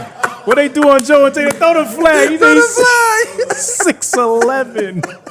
This man is not that tall. I am not that short. Yeah, I just thought like, bro, you ain't 6'11", bro. But carry on if you want to be. Jesus. No, but like I'm saying, like the Napoleon complex. Got like you. these Little guys, guy. yeah, they're little, and this is their sense of power. Like, Right. They And literally, they're miserable. And they're miserable. They like a lot. Me and my dad just joke, and my employees, I tell them, yo, they haven't gotten laid in a while. It's not their fault. Like you know what I'm saying? Like, and then we deal with like our team is a lot of Spanish young men. Yeah. So now Trump out here hate all Spanish men. Like, so now these older white guys over here, oh, here's Jose again. You know what I mean? Like they just mad at their life. And he's like, my guy's like, I don't even know you. Like, I don't even know you from nobody. Like, why are you mad at me? Jesus so it's Christ. like all of these things. I gotta come in and massage those situations. Like, no, Jose speaks English a little bit. Yeah, Tim, you can talk to him. Don't be afraid of him. Like he's a good kid. See. And that's another thing I do with my guys. Like they talk to my wife in English every day because I'm trying to train them to get better at English so they could do more sales. Right. So this is all the things I teach them too. Is like you can't be successful as a route owner. You're my employee right now. The goal is for you to own a route. The goal is for you to become an owner and we grow together, right? Just like these other people have done with us. But you're not gonna ever get there if you can't speak English. Facts. You're never gonna get there if you can't communicate with the receiver, with the managers, and tell them what you need and what you want. Yeah. So you got to get comfortable with me and my wife speaking in English, so then you can get more comfortable with them and the outsiders, right? Yeah. So that's the type of stuff we do. But it's difficult for me because my brain, if you speak 2 languages or multiple languages, I feel like my brain just takes it, like I can only think in that language. So like for bread, because it was my dad my whole life and it was in Spanish, everything is in Spanish. So like I'm training the guys and I'm supposed to be teaching them in English, but I'll be talking to them in Spanish too. Yeah, and then that's why I had to put my wife to like talk in English to them because then she's practicing her English because she's French. Got you. So now both of them, she's practicing English for French and they're practicing English for Spanish. Man, what a clusterfuck, Right? man. Jesus Christ. We're just delivering bread, man. This is an ESL. Jesus It's sure at my depot it is. Oh, At my my depot, if God. you can't tell me why you need this bread to leave this depot, you can't leave with it. Oh my goodness, man, that is crazy. But yeah, that's bugged out that you go through that much. I mean, I know that managers could be It's assholes, very but- few people, but like let's say for example, right now we service over 150 stores and Right. clients, right? Right. So there's 2 or It's 3. easy to have like You know a what I'm saying? percent Yeah, or there's 2 or 3. That's it. that But just is- so it's like 99% is chill. Yeah, Everybody's yeah, just yeah. trying to do their job. Like, Yeah. and it could be the same store. Like I could have one Walmart here, one Walmart here, and this guy, he might sell $500 a week. This guy might sell $10,000 a week. Just that one store. This guy never calls, never bothers me. He's like, yeah, Chris, do whatever you want. Put the product wherever you want to go. This guy, the guy who doesn't sell nothing, he's the one that's the jerk. He's the one that's on you. He's the one that's always complaining about something.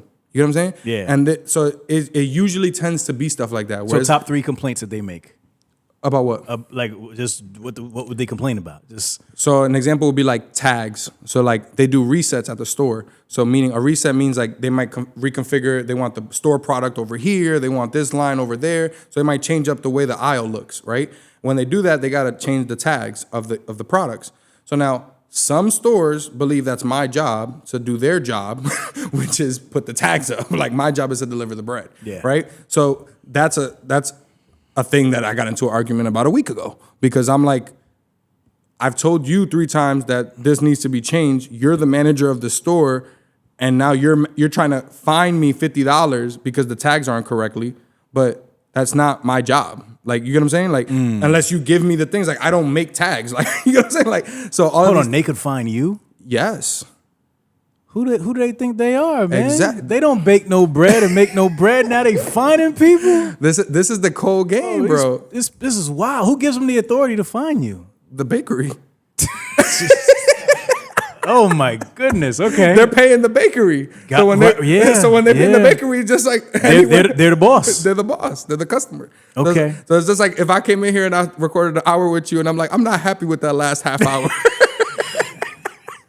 Right. You're fine. Jesus Christ. That's crazy. So these are the type of things that we have to do. And then again, if they know or don't know our business, they use that vice versa. So like, for example, I told this specific manager about the tax stuff. I was like, hey, I've texted you 3 times about this specific issue. Like, so it's like, that's very important to always document your stuff when you're dealing in corporations and with corporate stuff, because what happens is people have amnesia when they're going through their hissy fit or whatever the situation is. I never said that, John. Right. It's in the text. And you reply. You see this, right? So it's like, I just keep everything documented so that anything happens, I'm always covered for whatever like I need to do, right? So like I'm texting this guy, hey, the tags are not updated 2 different times. And then I told him in person. So that's 3 different touch points. This is the 4th touch point we're talking where he's now threatening me, telling me he's going to find me. So I tell him, what are you talking about? Like, I texted you about this. I didn't understand. And then he thinks that I'm an employee. So he thinks I work for Flowers Bakery. He doesn't understand I'm the owner. Doesn't understand the business model. So then he's like, oh, if you don't get your stuff together, then we're going to have problems. I want your cakes out. So Tasty Cakes, I sell Tasty Cakes for Flowers. Takes the whole shelf of product off. That's like $1,000 out the store. Now, again, if I'm trying to be nice, I could say, oh, don't do that, sir. Like, you're such a nice guy. You know what I'm saying? Like, and I could really lay down on him and just play it nice. Like, right. Which is what he wants. Yeah. But I'm my dad's son. So I'm like, okay, I'm going to go sell it somewhere else. I don't care, bro. I don't need you. Like, you are one of 20. This bread is going to sell. You feel me? Like, somebody's going to buy it. I don't care if it's you or the next door store. Like, we're going to move this product. Like, get out of my face, bro. Like, I don't care about you. And they get madder. So now they more mad. Like, damn, I can't affect him. Like, I can't get him mad. Right. So this becomes their agenda. Wow. You see what I'm saying? Like, it's like a female. Like, oh, now I got to... Oh, hold on. Talk about the females now. Be careful. But I'm saying in a way, feminine energy. Excuse me. Feminine... The emotional, you're saying. They're emotional like women are. Exactly. You guys are beautiful. I'm saying that I think they get into that feminine bag of, like, jealousy and, like, I have a vendetta. Like, now I got to... Every time Chris's guy comes in here, because he's Chris's guy, I'm gonna cause a problem. Right. Because now I want to be the squeaky wheel. I got you, man. I got you. I mean, that's just real life stuff, man. Every day that we have to deal with. I mean, you gotta take the good with the bad. And that's the thing about this business, man. Is like it's literally there's so much components to it and so many layers. Like the way I train my guys, you see how we kind of went through those 5 stages. I explained to them, you have to earn each stage. Like, it doesn't just come to you. Right. So it's kind of like being in the field, being in the army, whatever. Like, you can't just go and be like, yeah, I'm Purple Heart. Like, walking around like you made it. Like, my dad's a legend in the game because he's literally Purple Hearted all the way through he's fought managers outside. Like, right. You gotta say he literally fought the managers. Yo, this is like, man, this bread game is crazy. I didn't know it was like the this. Streets, bro. This is he said he's fought his way to the top. No, I mean literally fought, like knock managers out. He's a champion on these streets. That's word of God. Word of God. Yo, that is crazy. Over bread, man. So my dad, this is the funniest part, right? And this I'll never forget this because this black lady in Stop and Shop who we love. She's like an older black lady. And me and her always cracking jokes because I'm always making fun of my dad with people. And she's just like, yeah, that's freaking crazy, man. And he's like, no, you don't understand, Chris. Last year, this dude almost killed one of the managers. And then she's like, me and her are, she's like looking at me serious, like, he was like, because the manager was like, oh, the tags. The tags again. With my dad. The tags again. My God. My dad was like, I'm 55 years old. I've been delivering bread for 30 years. You gonna come in here and tell me about my damn He's like, I am willing to die for this. Oh my God. The manager was like, he couldn't believe it. Like, and my dad really be out here with a gun. He ain't playing. So when the lady, the black lady, she's my dad's friend. She took my dad to the side. I was like, no, my dad. Don't do it. You're not gonna do that. Don't do it. Let's Please take don't it do easy. it. Oh, and my dad's God. like, I'm from the ghetto. Like, you don't know me, bro. Oh my God. So that's why I always take it chill, at least compared to him. You see what I'm saying? That is wild. I'm too big for that. It's okay for my dad. He's smaller than me. You know what I'm saying? Okay. So he kind of got that Napoleon He's himself. what, 6'9" or 6'8"? Right. What is he like? It's like Kobe's size. Like, what is he? 6'5". 6'11" over here. Oh man. All right, let's get back to business. This is too All right, good. let's This get back is to too business. good. Okay. So You're making me cry, bro. so we talked about some of the bad, some of the challenges that can happen along the road. Let's talk about some of the good, man. Like why this business is amazing. Let's talk about it. Because you guys have been doing this, your dad and yourself been doing this for years, 20, 30 years, whatever it is, and still buying more routes to this day, like actively searching for routes. 100%. So let's talk about the money. Let's start with the money, man. The difference between being an independent one man, one truck operation and hiring, what are the margins? Talk to me about what you can make weekly. How do you determine that? The projections, Just get into that. Okay, so the baseline is like we said before about the 10K a week. That's like a small or moderate route. There's routes that we have that do 20,000, 30,000, right? Those are bigger routes, essentially. Now, again, let's just use to keep it simple, 20%, right? So that $10,000 I'm selling, I'm making 20% on that. That's $2,000. Out of that $2,000, we're keeping it on a weekly budget, right?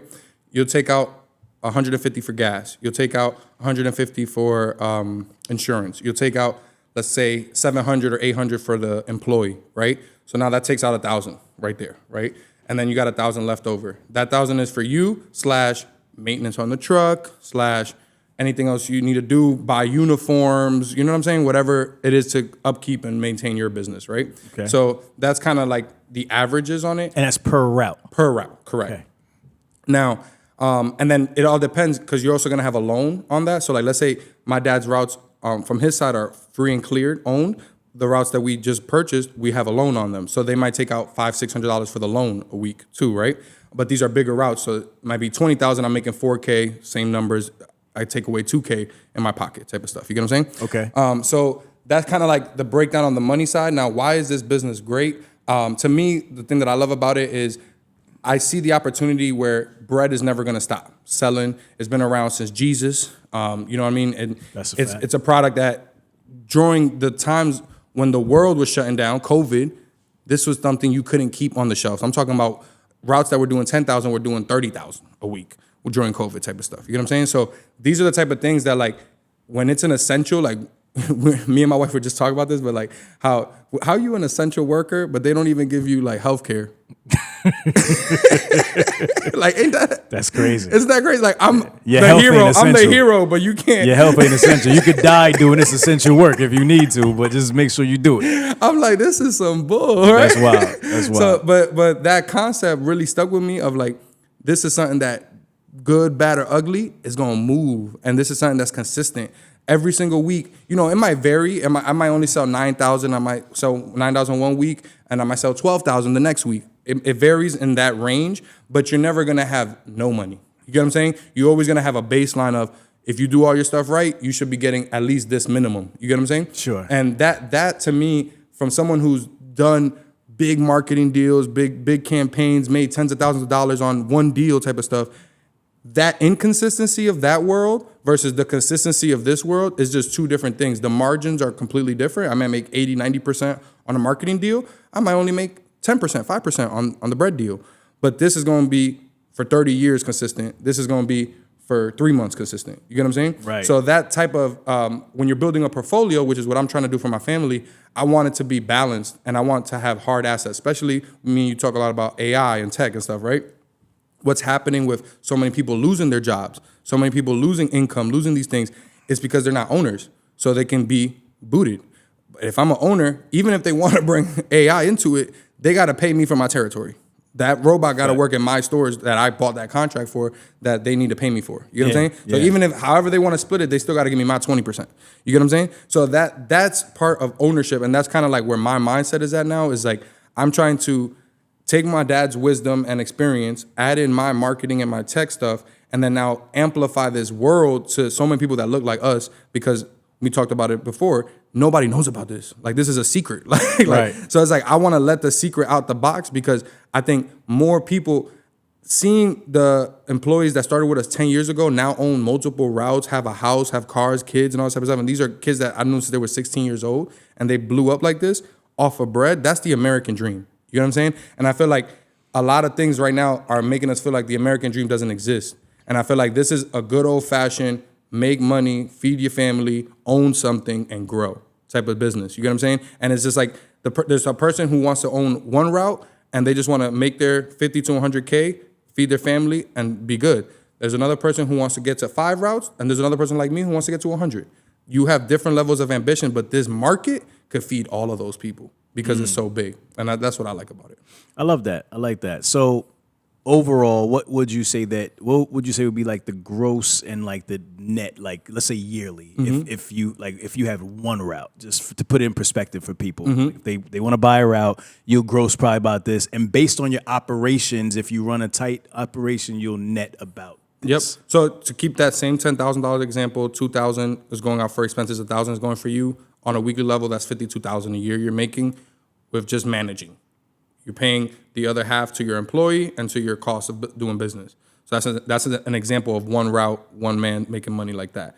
Now, again, just like a real estate thing, you're not going to be rich off of one door. You build the portfolio. You build your portfolio. So now, for example, in our 6 routes, we've combined routes like this. At one point, this was 10 routes. So you understand? And we've condensed them and turned them into like more dense areas that make us more money per route, instead of us having to drive too far and do different things.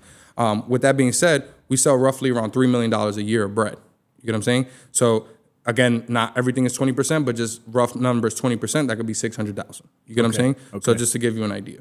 Okay, got it. That was, I appreciate that. All right, let's talk about the operation side. I know this business is kind of antiquated. I know because we've talked before, it's very old school. What are you doing to like streamline things and make your operation run more smoother and more efficiently that other route owners aren't doing? Can you talk about some of that stuff? Yeah, so that's my secret sauce. You got to call me for that. Yep, only Ramel knows about that. But because I come from a marketing online world, and I was a digital nomad for over a year, I traveled all over the world, and I was still running my marketing agency from my phone and my laptop, right? I never knew that was possible, because prior to that, I had to be at every production shoot if I was doing a video commercial, or I had to be at every client's retail store if I was doing their website, for example. Like, that's the way my brain worked. But then after COVID and after like working remotely, I started to see like, oh, okay, this is something that's real. People are taking it more serious now. I could do this. And we started traveling. And that's where Discord essentially became like my virtual office. Discord is like Slack or WhatsApp. It's a messaging app. But it allows you to go live, like to share your screen. It allows you to leave notes and tag people with links to stuff. So this became like my communication virtual hub, like my virtual office. So basically, all of my team members, they would log in, and I would watch them work on videos, watch them work on graphics or emails or anything like that. And it's basically like me being in the store and being over my guy and seeing if he's delivering the bread right. You know what I'm saying? So that was a really crazy life experience for me to do that with my wife. She's the one that like put me onto this type of thinking of processes and systems to keep that standard right. And then that's when we was like, okay, this is dope. What could we do to bring this to the bread aisle? And that's kind of how we started to think about an AI and an app that could help us incorporate all of these things of visually being engaged with the drivers. So for example, my drivers, when they go into the store, they take a picture of the store, what it looks like when they get there, meaning how bad the shelf looks, how empty it is, how not empty it is. Then based on that, they'll take out the returns, take a picture of what it looks like after they put the product in and the final product. So now I have a before and an after of that store. And then they send me a sales receipt and an invoice receipt. So now I have that.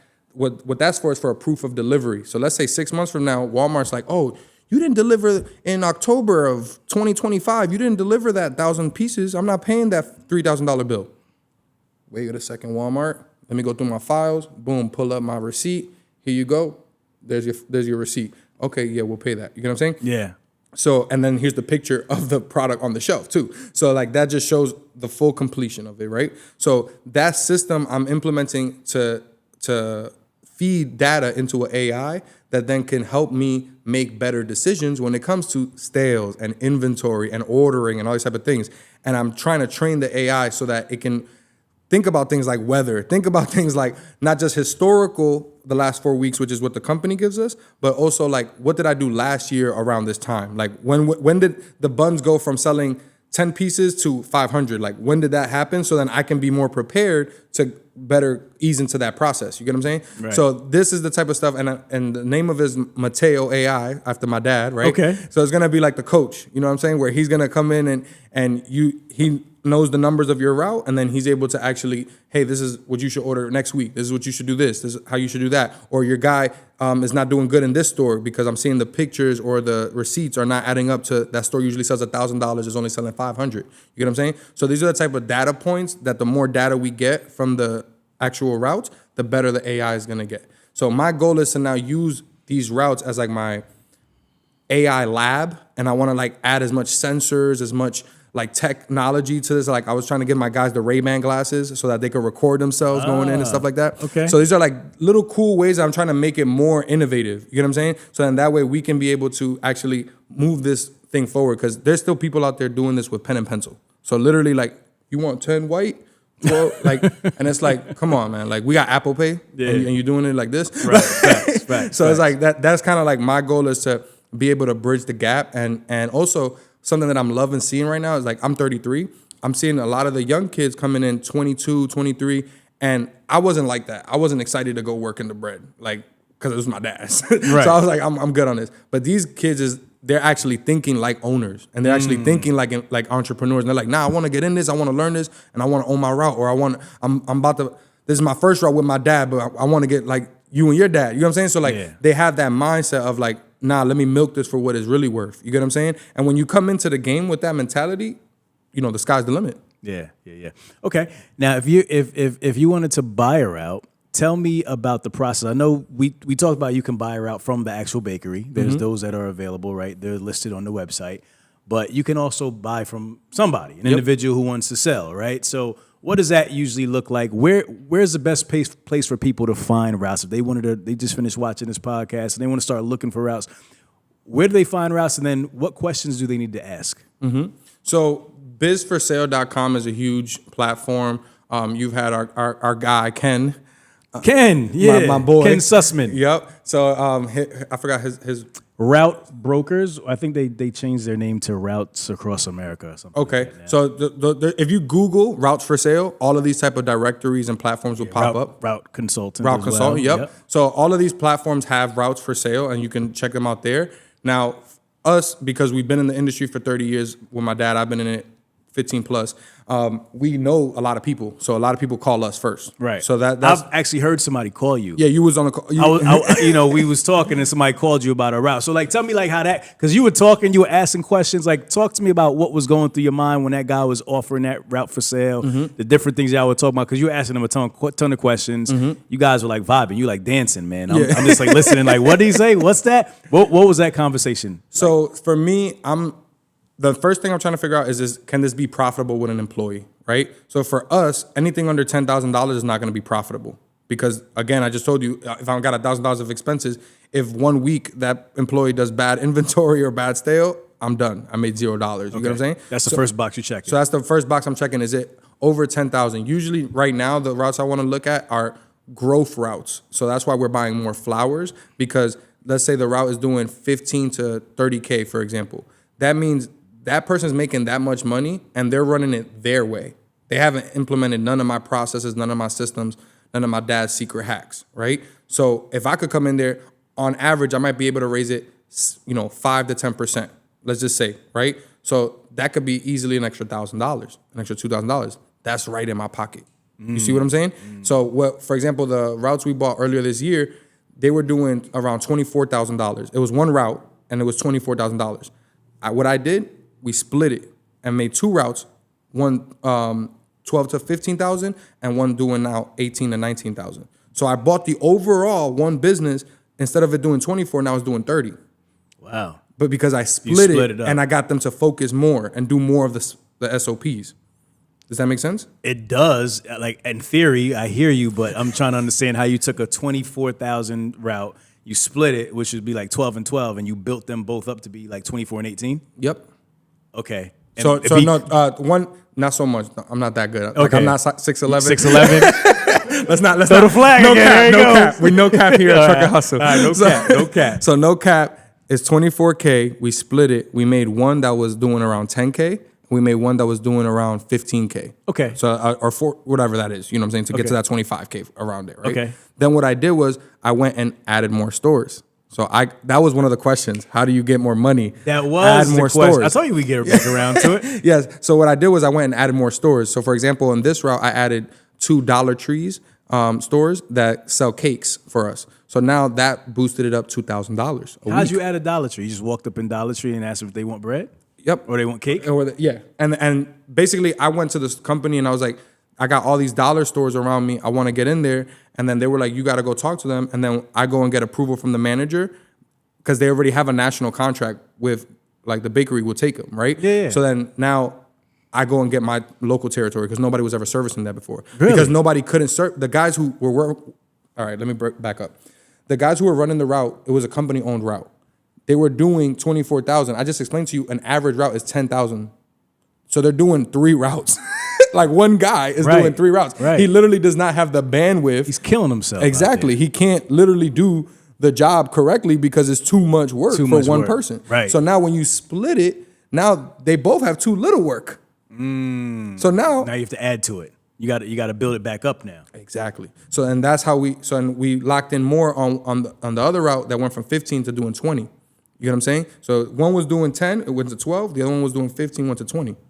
So how does that work when you're going into the Dollar Tree? You just walking in there and saying, "Hey, my name is Chris. I sell bread. Yep. I sell Hostess cupcakes." Yep. You want some? So literally, me personally, coming from a marketing background, I like to wear my attire branded with the Sure, brand sure. of what I'm selling, right? And Yes, I come sir. in there and, hey, how you doing? I'm a vendor. I distribute to all the stores in the territory, and I see you guys have our competitors in here. Automatically adds credibility. Of right? course. You got the Hostess shirt on or whatever. They think you work for Hostess. That's it. You Okay. see what I'm saying? Yeah, I'm And then- feeling you. Exactly. So now I'm saying, hey, I see you got our competitors in here. We'd love to compete and give you a better deal. What could we do?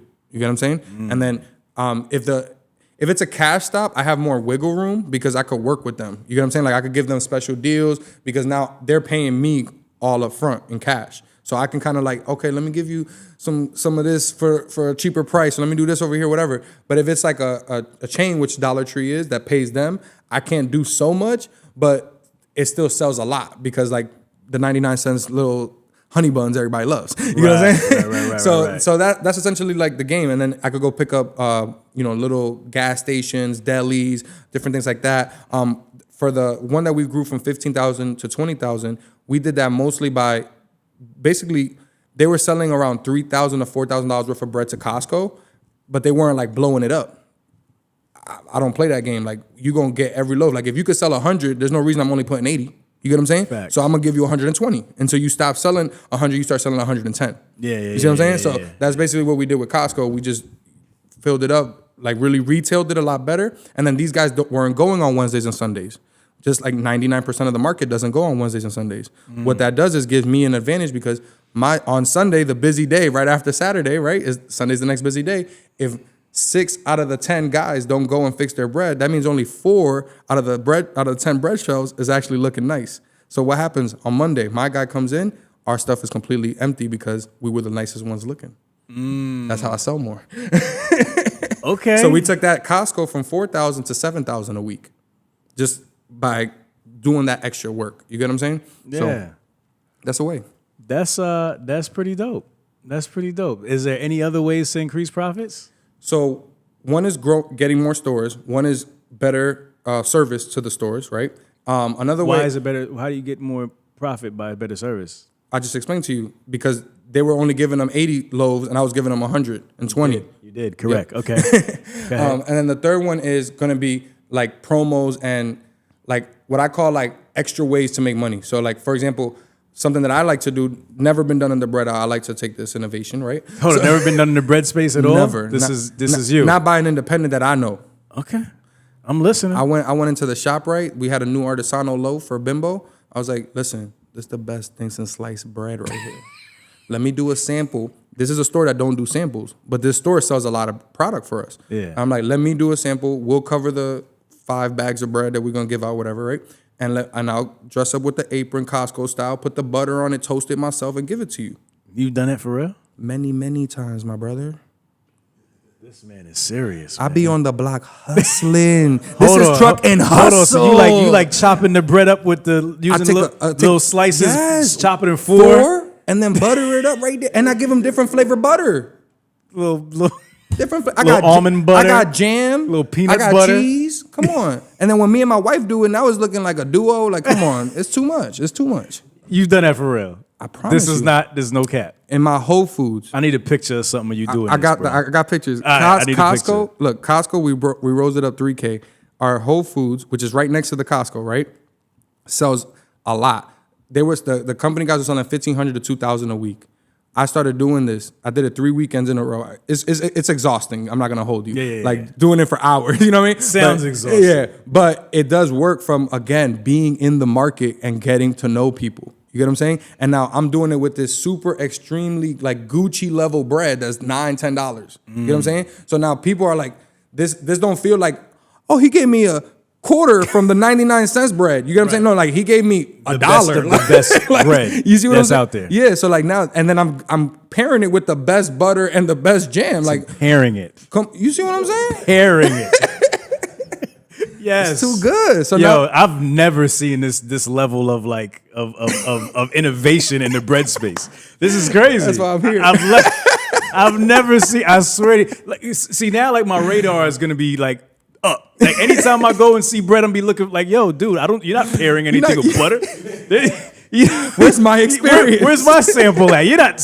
Where's my customer experience? No, but that to me, those are the little things that make us stand out. So like, for example, in that Whole Foods, the managers weren't like really rocking with me when I first bought the route. I told them, let me do a couple samples here. Now they felt like, yo, I've never had a vendor do samples for me. Right. Like that's never happened for me as a customer. So now they're like, this is my guy. So like now for a year, hookups. Yo, you want the whole display from top to bottom? I was only supposed to get 2 shelves. Yeah, give him all of it. That's my boy. That's crazy. You see what I'm saying? Yeah. So it's like little things like that. So now that went from selling 2,000 to selling 4,000 just by doing that. How does that work with the shelf space? You just said you're only supposed to get 2 shelves. Like there's a I certain just amount of explained shelves. to you, he's my boy. They're not just saying that. but I'm saying like so. Okay, so so you have the shelf, right? There's the bread aisle. Yeah. It's a bunch of shelves, right? So like, what more can you really get? Okay, I'm great trying to question, great understand. Like question. that's So there's a lot more shelf space that's not on the bread shelves. okay. Got him. Okay. In other areas. In other areas. So now you got like the little pop-ups and all of that. Yes, come on, son. You know what it is. You know what it is. Yeah. So let me tell you 3 different spots, right? So one, there's the front spot, like in Walmart or ShopRite. There's usually like when you're walking in with the cart, that area. That's the first. I never thought about all that. No one's thinking about this, right? So that's in Walmart they put the big sign, rollback price, $9.99, $1.99, $2.99. That's like the big sale items right up front. Right. That's where I could sell 500 loaves of hamburgers in a week because it's in the front aisle. And it right could there. be any product literally there. It's the That's spot. like prime real estate. Exactly. That's Manhattan in the. Talk to me, man. Yo, that's Manhattan crazy. when there was Indians still here. That is crazy. You don't really think about this stuff because you see it every day and you don't really pay. You just walk right by it. You walk right by it. But subconsciously, you probably grabbed that so many times 100%. that you didn't even think about it. Bro, like literally, like there's the spots like before you even walk into the grocery store. Yes. That's like the little key, like the little pallet sitting there, or whatever. Correct. It's like so much, but this is space that people are like fighting for. Like, Yes. this is prime real estate So because the you do independents are stop trying to and get look. that. Yep. You do stop and look at that stuff. Correct. So that's one major part. Another major part is what's called end caps. So at each aisle, there's an end cap, where it's like the main columns that you walk on the front or the back of the supermarket. Those end caps are also valuable space. So if I have an end cap, let's just use an example for the hamburgers, right? We're in summertime. If I have an end cap in front of the hamburgers and hot dogs by the meat department, I double my sales for hot dogs and hamburger buns. But if my hot dog and hamburger buns is in by the toilet paper aisle, I drop half my sales.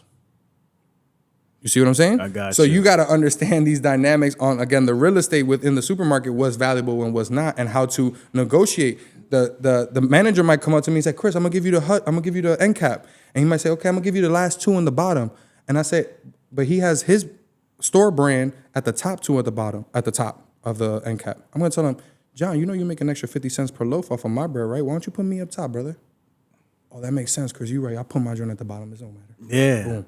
You know what I'm saying? gotta understand how the business works. Correct. You gotta educate them. So that's the end cap, and then the last thing is what you was talking about, which is the pop-up hutches. That's like a little shelf, a little thing that made out of cardboard you could pull up, and they'll put those anywhere within the aisles, on the side of the aisles, by the registers, wherever.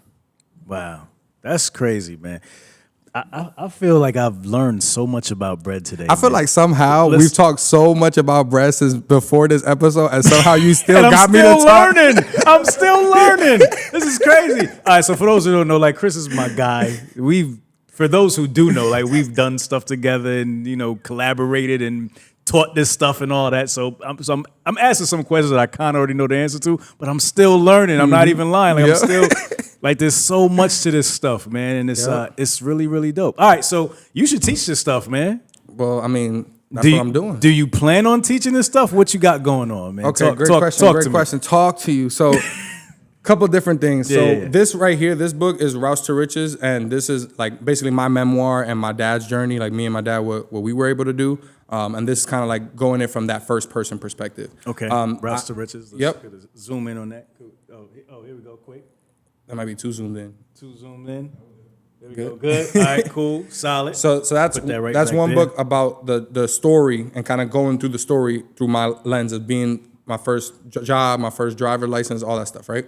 Then there's another book that we worked on together called the Bread Route Guide. The Bread Route Guide. Right? That's a fact. So, and I'm actually in that book, y'all. Yep. Like I'm penning in that book. You know what I'm saying? So he wrote the foreword. Shout out. I wrote the foreword. Yes, sir.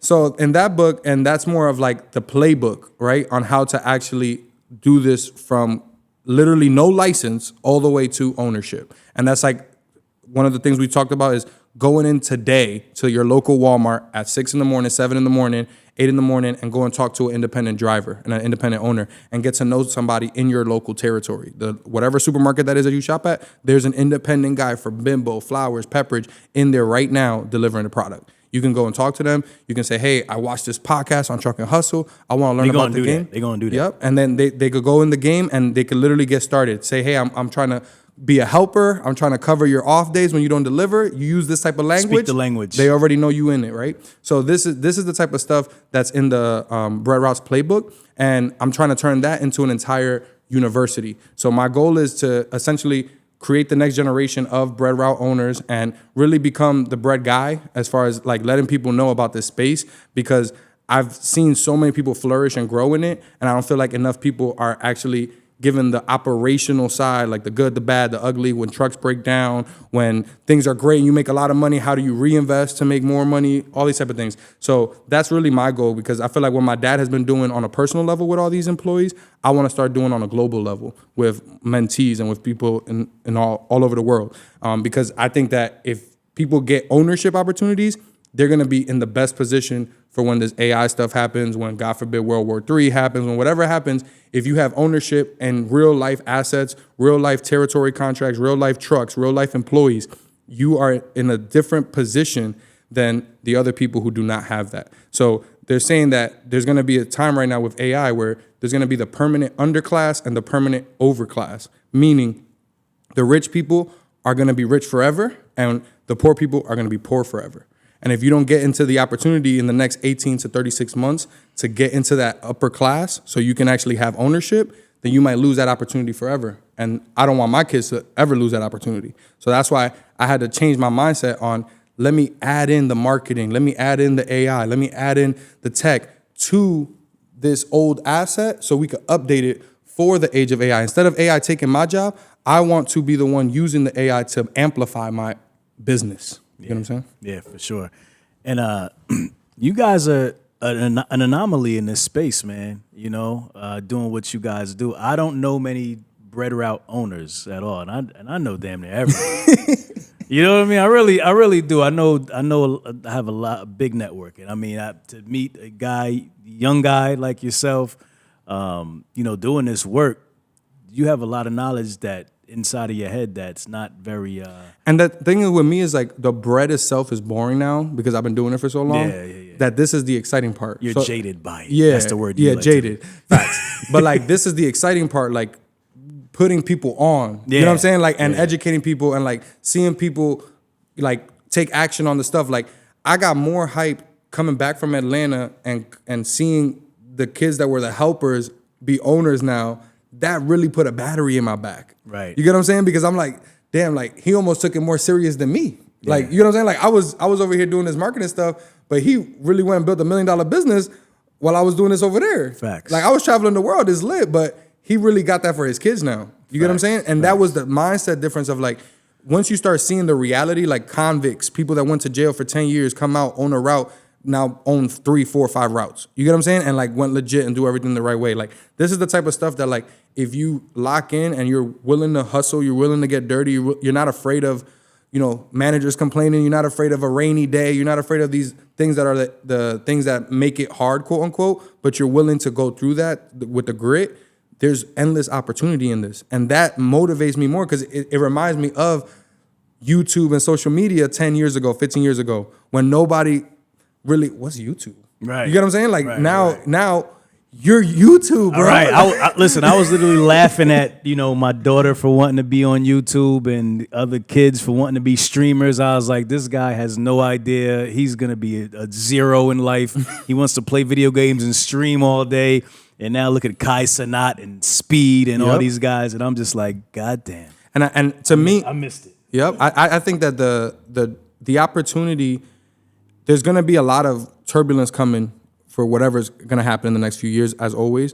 But you're going to have the most opportunity when you have the most ownership over yourself, your family, your time, and all the things you're doing. And if you not going, even if every day you're just moving a little bit closer, like you don't gotta own a route tomorrow, but if you start as a helper, you now taking one step closer. Right. You know what I'm saying? So as long as you make it one step closer, so that in 18 months, in 36 months, you can say, okay, I'm at level 3, 4, 5 of whatever that journey is for you. Now you're in a different level of position. Just getting to a level where you can say, I want commission off of this route because I've added enough value. I started this route, I was doing 10,000, now I'm doing 12. Can I get an extra $100 a week? Boom. Facts. Now you're able to talk this language. People take you serious. People want to do business. And mind you, I'm the little guy between 2 billionaires. I'm between Bimbo Bakeries and Walmart. I'm between Flowers Bakeries and Walmart. I'm the little guy. So I'm learning about business. I'm learning about process, about systems. I'm learning how they're AI and all the things inside of the Walmart. Have you seen the Walmart cleaner that's automated? I have. I almost ran into him the other day. I tried to run into him. I was trying to catch a quick lawsuit. Yo, he just kept on stopping. I'm like, yo, man, this thing hit me. But you remember there used to be somebody on that, driving that joint and cleaning those floors. You know what? I didn't think about that. Because, you know why? Because it's just so normal now. Correct. But you're right. That was somebody's job on the sweeper. Yep. And the cashiers.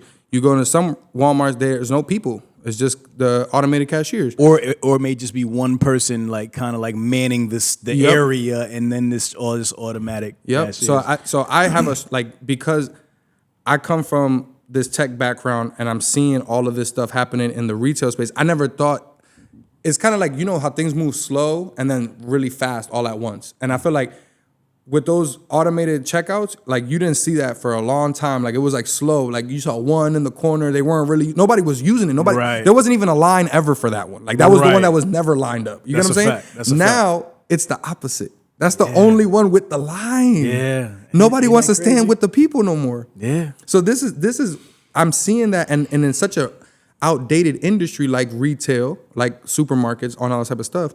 I'm like, wow, the opportunity to bring innovation and a different experience to the customers at the retail level, at the distribution level, at all these layers that we do in the bread route, it really fascinates me of how the AI and the technology is going to affect that space. 100%. Because it's if Tesla trucks driving, I don't know how The truck is gonna drive itself, drop the bread off. I got another guy come out, pack out. Look You know what I'm saying? look at Waymo. I was in Nashville the other day. They got Waymos all over the place following each other. I'm looking, the car is turning. I'm like, there's nobody driving a damn car. Yep. You know what I'm saying? And it's happening so fast. It's happening so fast, quick. and it's just commonplace. And then I see he picks somebody up, and I'm like, yo, the guy driving no car just picked somebody up. They don't have Waymo out here on the East Coast. Yes. Like, you know what I'm saying? So me seeing that, like, normal, just hopping in the car with nobody in it and just taking off is like, It's yo, wild. It's wild. what happened? But that's why, like, I use in certain supermarkets. I don't know if you've seen these too, but they also have these like Wally type of robots. It's like a long stick, and it's like on Stop and Shops they have them, and it scans the aisles, and it's basically like taking pictures, and it's letting them know, like it's snitching on me as a vendor. It's basically saying, oh, you're light on white, you're light on this, you're this and that. That's how I get fines. Look at that. So surveillance state, bro. Damn. In the supermarket just today. over there policing you. You got iRobot policing. So that's why. you. So you know me, I'm trying to buy my robot. So my robot's always out there making sure that my product is good. Right, or your robot watching his robot, and it's just me? robot beef. Exactly. Crazy, man. This is wild. So this is the thing. Like, we could get afraid of those type of things and say, oh, man, that guy should have kept his job of sweeping the floors forever. Or we could be like, why didn't he just go buy the cleaning company? Yeah. Like, go buy the cleaning company, buy 3 of these machines, and you rent them out to Walmart. Yeah. You see what I'm saying? Like, sure. do something different and make your brain work in a different way. Like, we got to get out of the consumer mindset and the employee mindset and get into the producer mindset and the owner mindset. 100%. And I think when we educate people on this podcast, which I've learned a lot from, right? The people realize what's even an opportunity for them. That's right. Because if I didn't see you do it, and I didn't hear somebody like me come on here and tell some facts about how their life really went, I wouldn't believe it was possible. You get what I'm saying? That's so right. Like, even the way we met is because I watched the show and I saw you and I was like, you changed my life. You get what I'm saying? Like, so, and I want to say that for the episode, like, what you've done to change my life is you had Spencer Patton on the podcast from Rock Consultant, and I saw that episode and it really like blew my mind that this dude could own, I think it was like 125 FedEx routes. And I was like so flabbergasted by that number because like me and my dad had only had like 3 at the time. And I was like, I can't even imagine. Like, I literally cannot even imagine that level of scale in this business. Yeah. So like the fact that he was on there talking about it so nonchalantly, like 125 routes, yeah, now we do this and that. And I'm like, this guy's like the Elon of this. Like, you know what I'm saying? Like, so I'm like, I need to meet this guy. And I went and I met him at a crash at one of their events. I wasn't invited. I just pulled up and I said, listen, I got to meet Spencer. They kicked me out the building. I said, okay, cool. So waited outside at the bench. Spencer pulled up and because I went to my wife. We had drove 4 hours to Tennessee. And I told my wife, like, I'm not gonna meet him. She's like, you better go and sit out there and wait for him then. Like, we just drove 4 hours. What you mean? Like, Right. So I was like, all right, let me do it. So I sat down, I waited for him, came, and then I started telling him like, hey, look, I want to do what you're doing in the bread space, for the bread space, like what you're doing in FedEx, I want to do for the bread space. And that started a beautiful journey that like I got to work with them. I got to do a bunch of stuff. And it more than anything, it just really brought it to life that like, you can do whatever you want to do in your little world. You know what I'm saying? And like, Facts. Even though it's a little world for you, like this is something that I grew up in doing since I was 12 years old. I never saw the value. I never saw how big the opportunity really was, or how much money I can personally make, or my kids can make in this.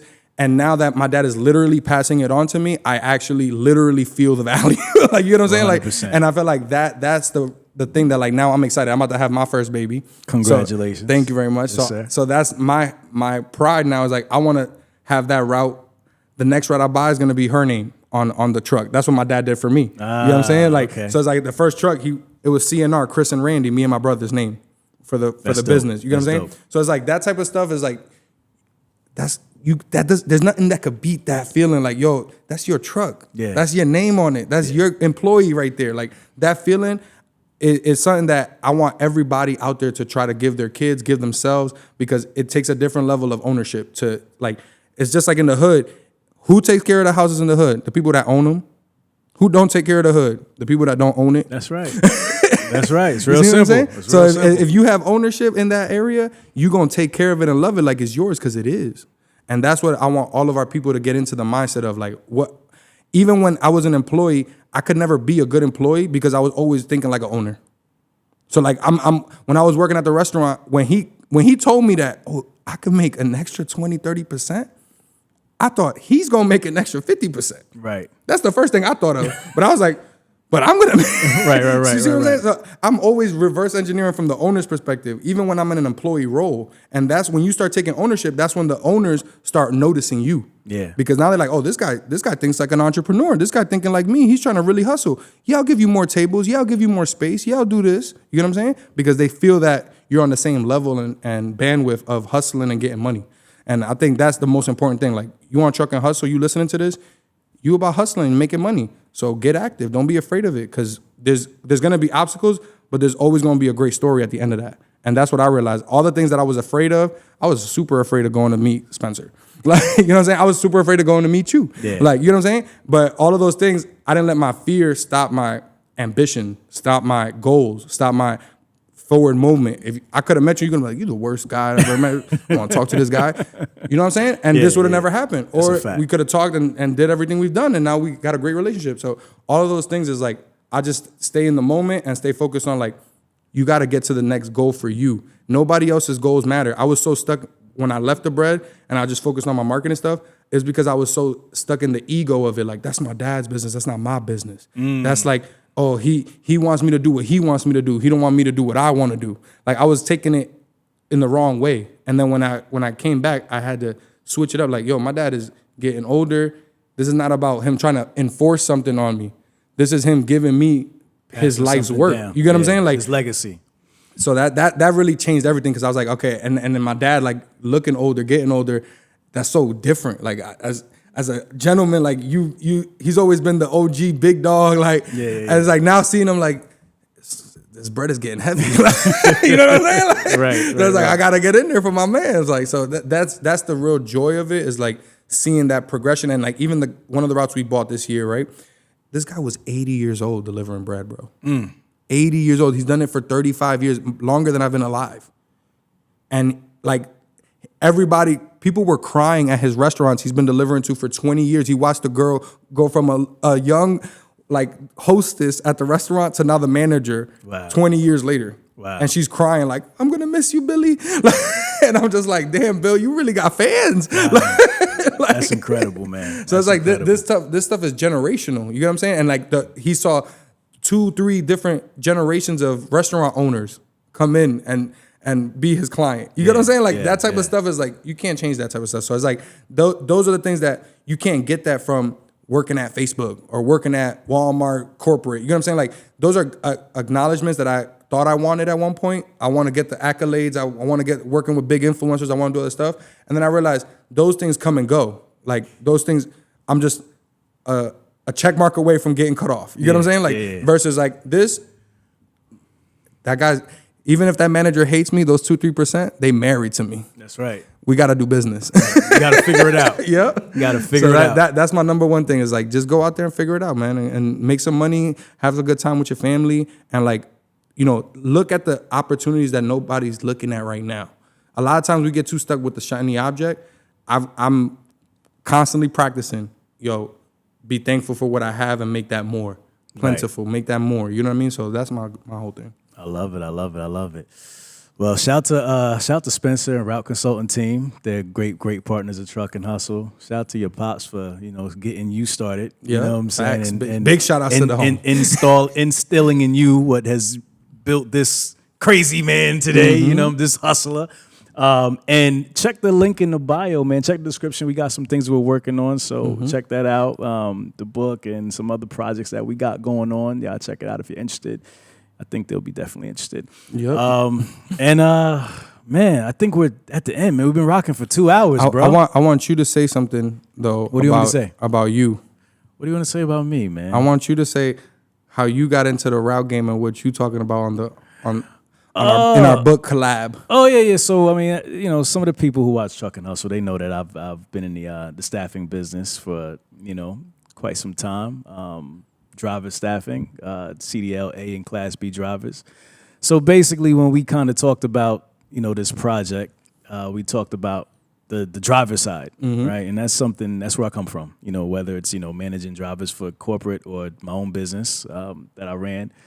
Just kind of recruiting, retaining, what it takes to keep a driver around, and how you incentivize them. And then also the business that I ran, staffing with driver leasing, right? Whatever you want to call it, which is basically temp agencies for drivers. So that's kind of what I talk about a little bit in there, high level. I was for the audience out there. I was completely shocked when he was like, "Oh, I make money per hour that they working for the other company." Right. It's the same way he was like, "Wait, you make money off of the product that Walmart sells?" No doubt. Like, so I think this is the type of stuff that's like, these are hidden gems that people can make, infinite amount of money if they put their heads into it and actually lock in. And I think that your perspective, coming from what you've done, and then my perspective and us collaborating to bring this type of stuff to the people, is going to be something big, because even if you just change one person's life, they get into this. That's the way I feel about these 3 or 4 guys that my dad has done over the last 10, 15 years. It's like, it's this level of like, damn, they wouldn't have even known what bread was. Right. That's a fact. That's a fact. You know what I mean? Or how it got there. Yeah. You know what I'm saying? Now they know. That's 100%. So check that out. And you put me on the spot there, but we'll talk about that later. I think we're at the end, man. We've been rocking for 2 hours, bro. Is it 2 hours, Quake? I think it's like 2. Yeah, 2 hours. 2. Jeez, Luke, man, you can talk, boy.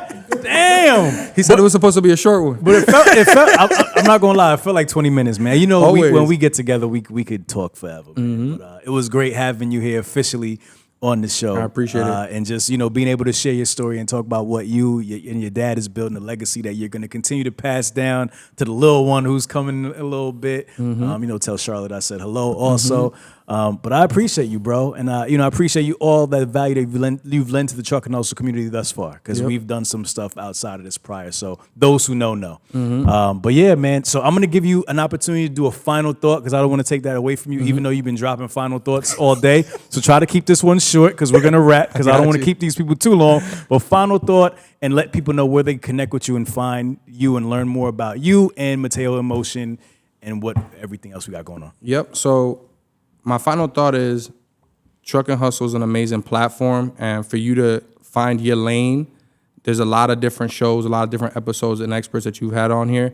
I think find something that you want to go down with, and then go deep down that rabbit hole. Whether it's me, whether it's staffing, whether it's dump trucks, whatever it is, I think going down that lane is going to open up your eyes to what's possible. That's number one.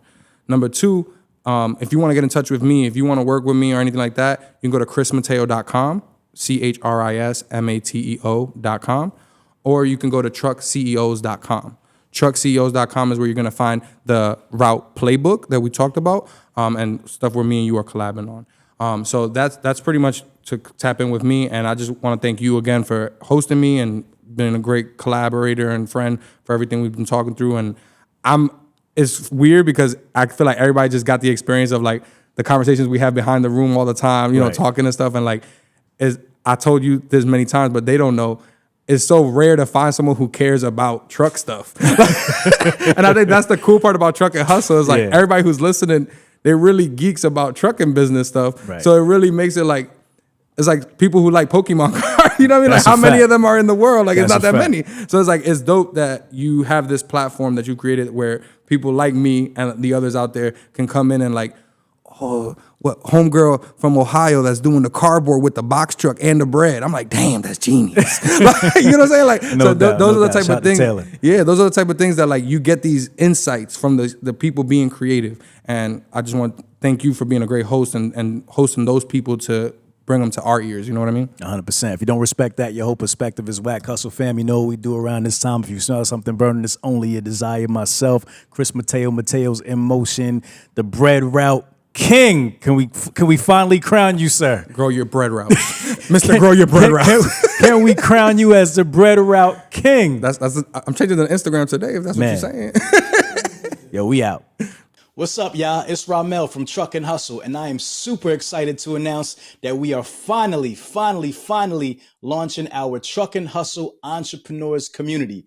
This is a place where entrepreneurs just like you can connect, collaborate, partner, and win together. Everybody's been asking me for years, man. They say, Ramel, you have such a crazy network. All these people who have been on the platform. You need to create something where everybody can come together and work together. And that's what we've done here with the Truck and Hustle Entrepreneurs community, man. You'll see people from Truck and Hustle along with other business people that you see out there in the world moving and shaking. You guys can collaborate, network together, and win together. Go to the description right now and sign up for our first inaugural event. It's called Contracts and Cash Flow. This event is going to set the tone for your business in 2025. I know we're almost in the second quarter, so we got to hurry up, man. We got to get things moving. So let's make it happen. Click, join the community, and let's go. See you guys in a couple weeks.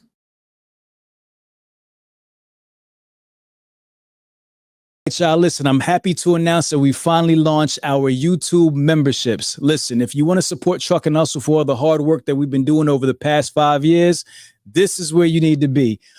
As a part of our memberships, number one, you'll get exclusive access to all of our archive content. Number two, we'll be doing at least one live webinar with one of the guests or somebody else from our network that you love to continue to add value to you and your business. Third, we'll be having exclusive behind the scenes content that we shoot and doesn't, make the final cut. So make sure you go check it out. Get that subscription right now and join us, man. TNH forever. Let's go. All right, guys, if you love Truck and Hustle and you love the interviews and the information that we're providing week to week, make sure you like, share, and subscribe to the channel. All right, Hustle fam.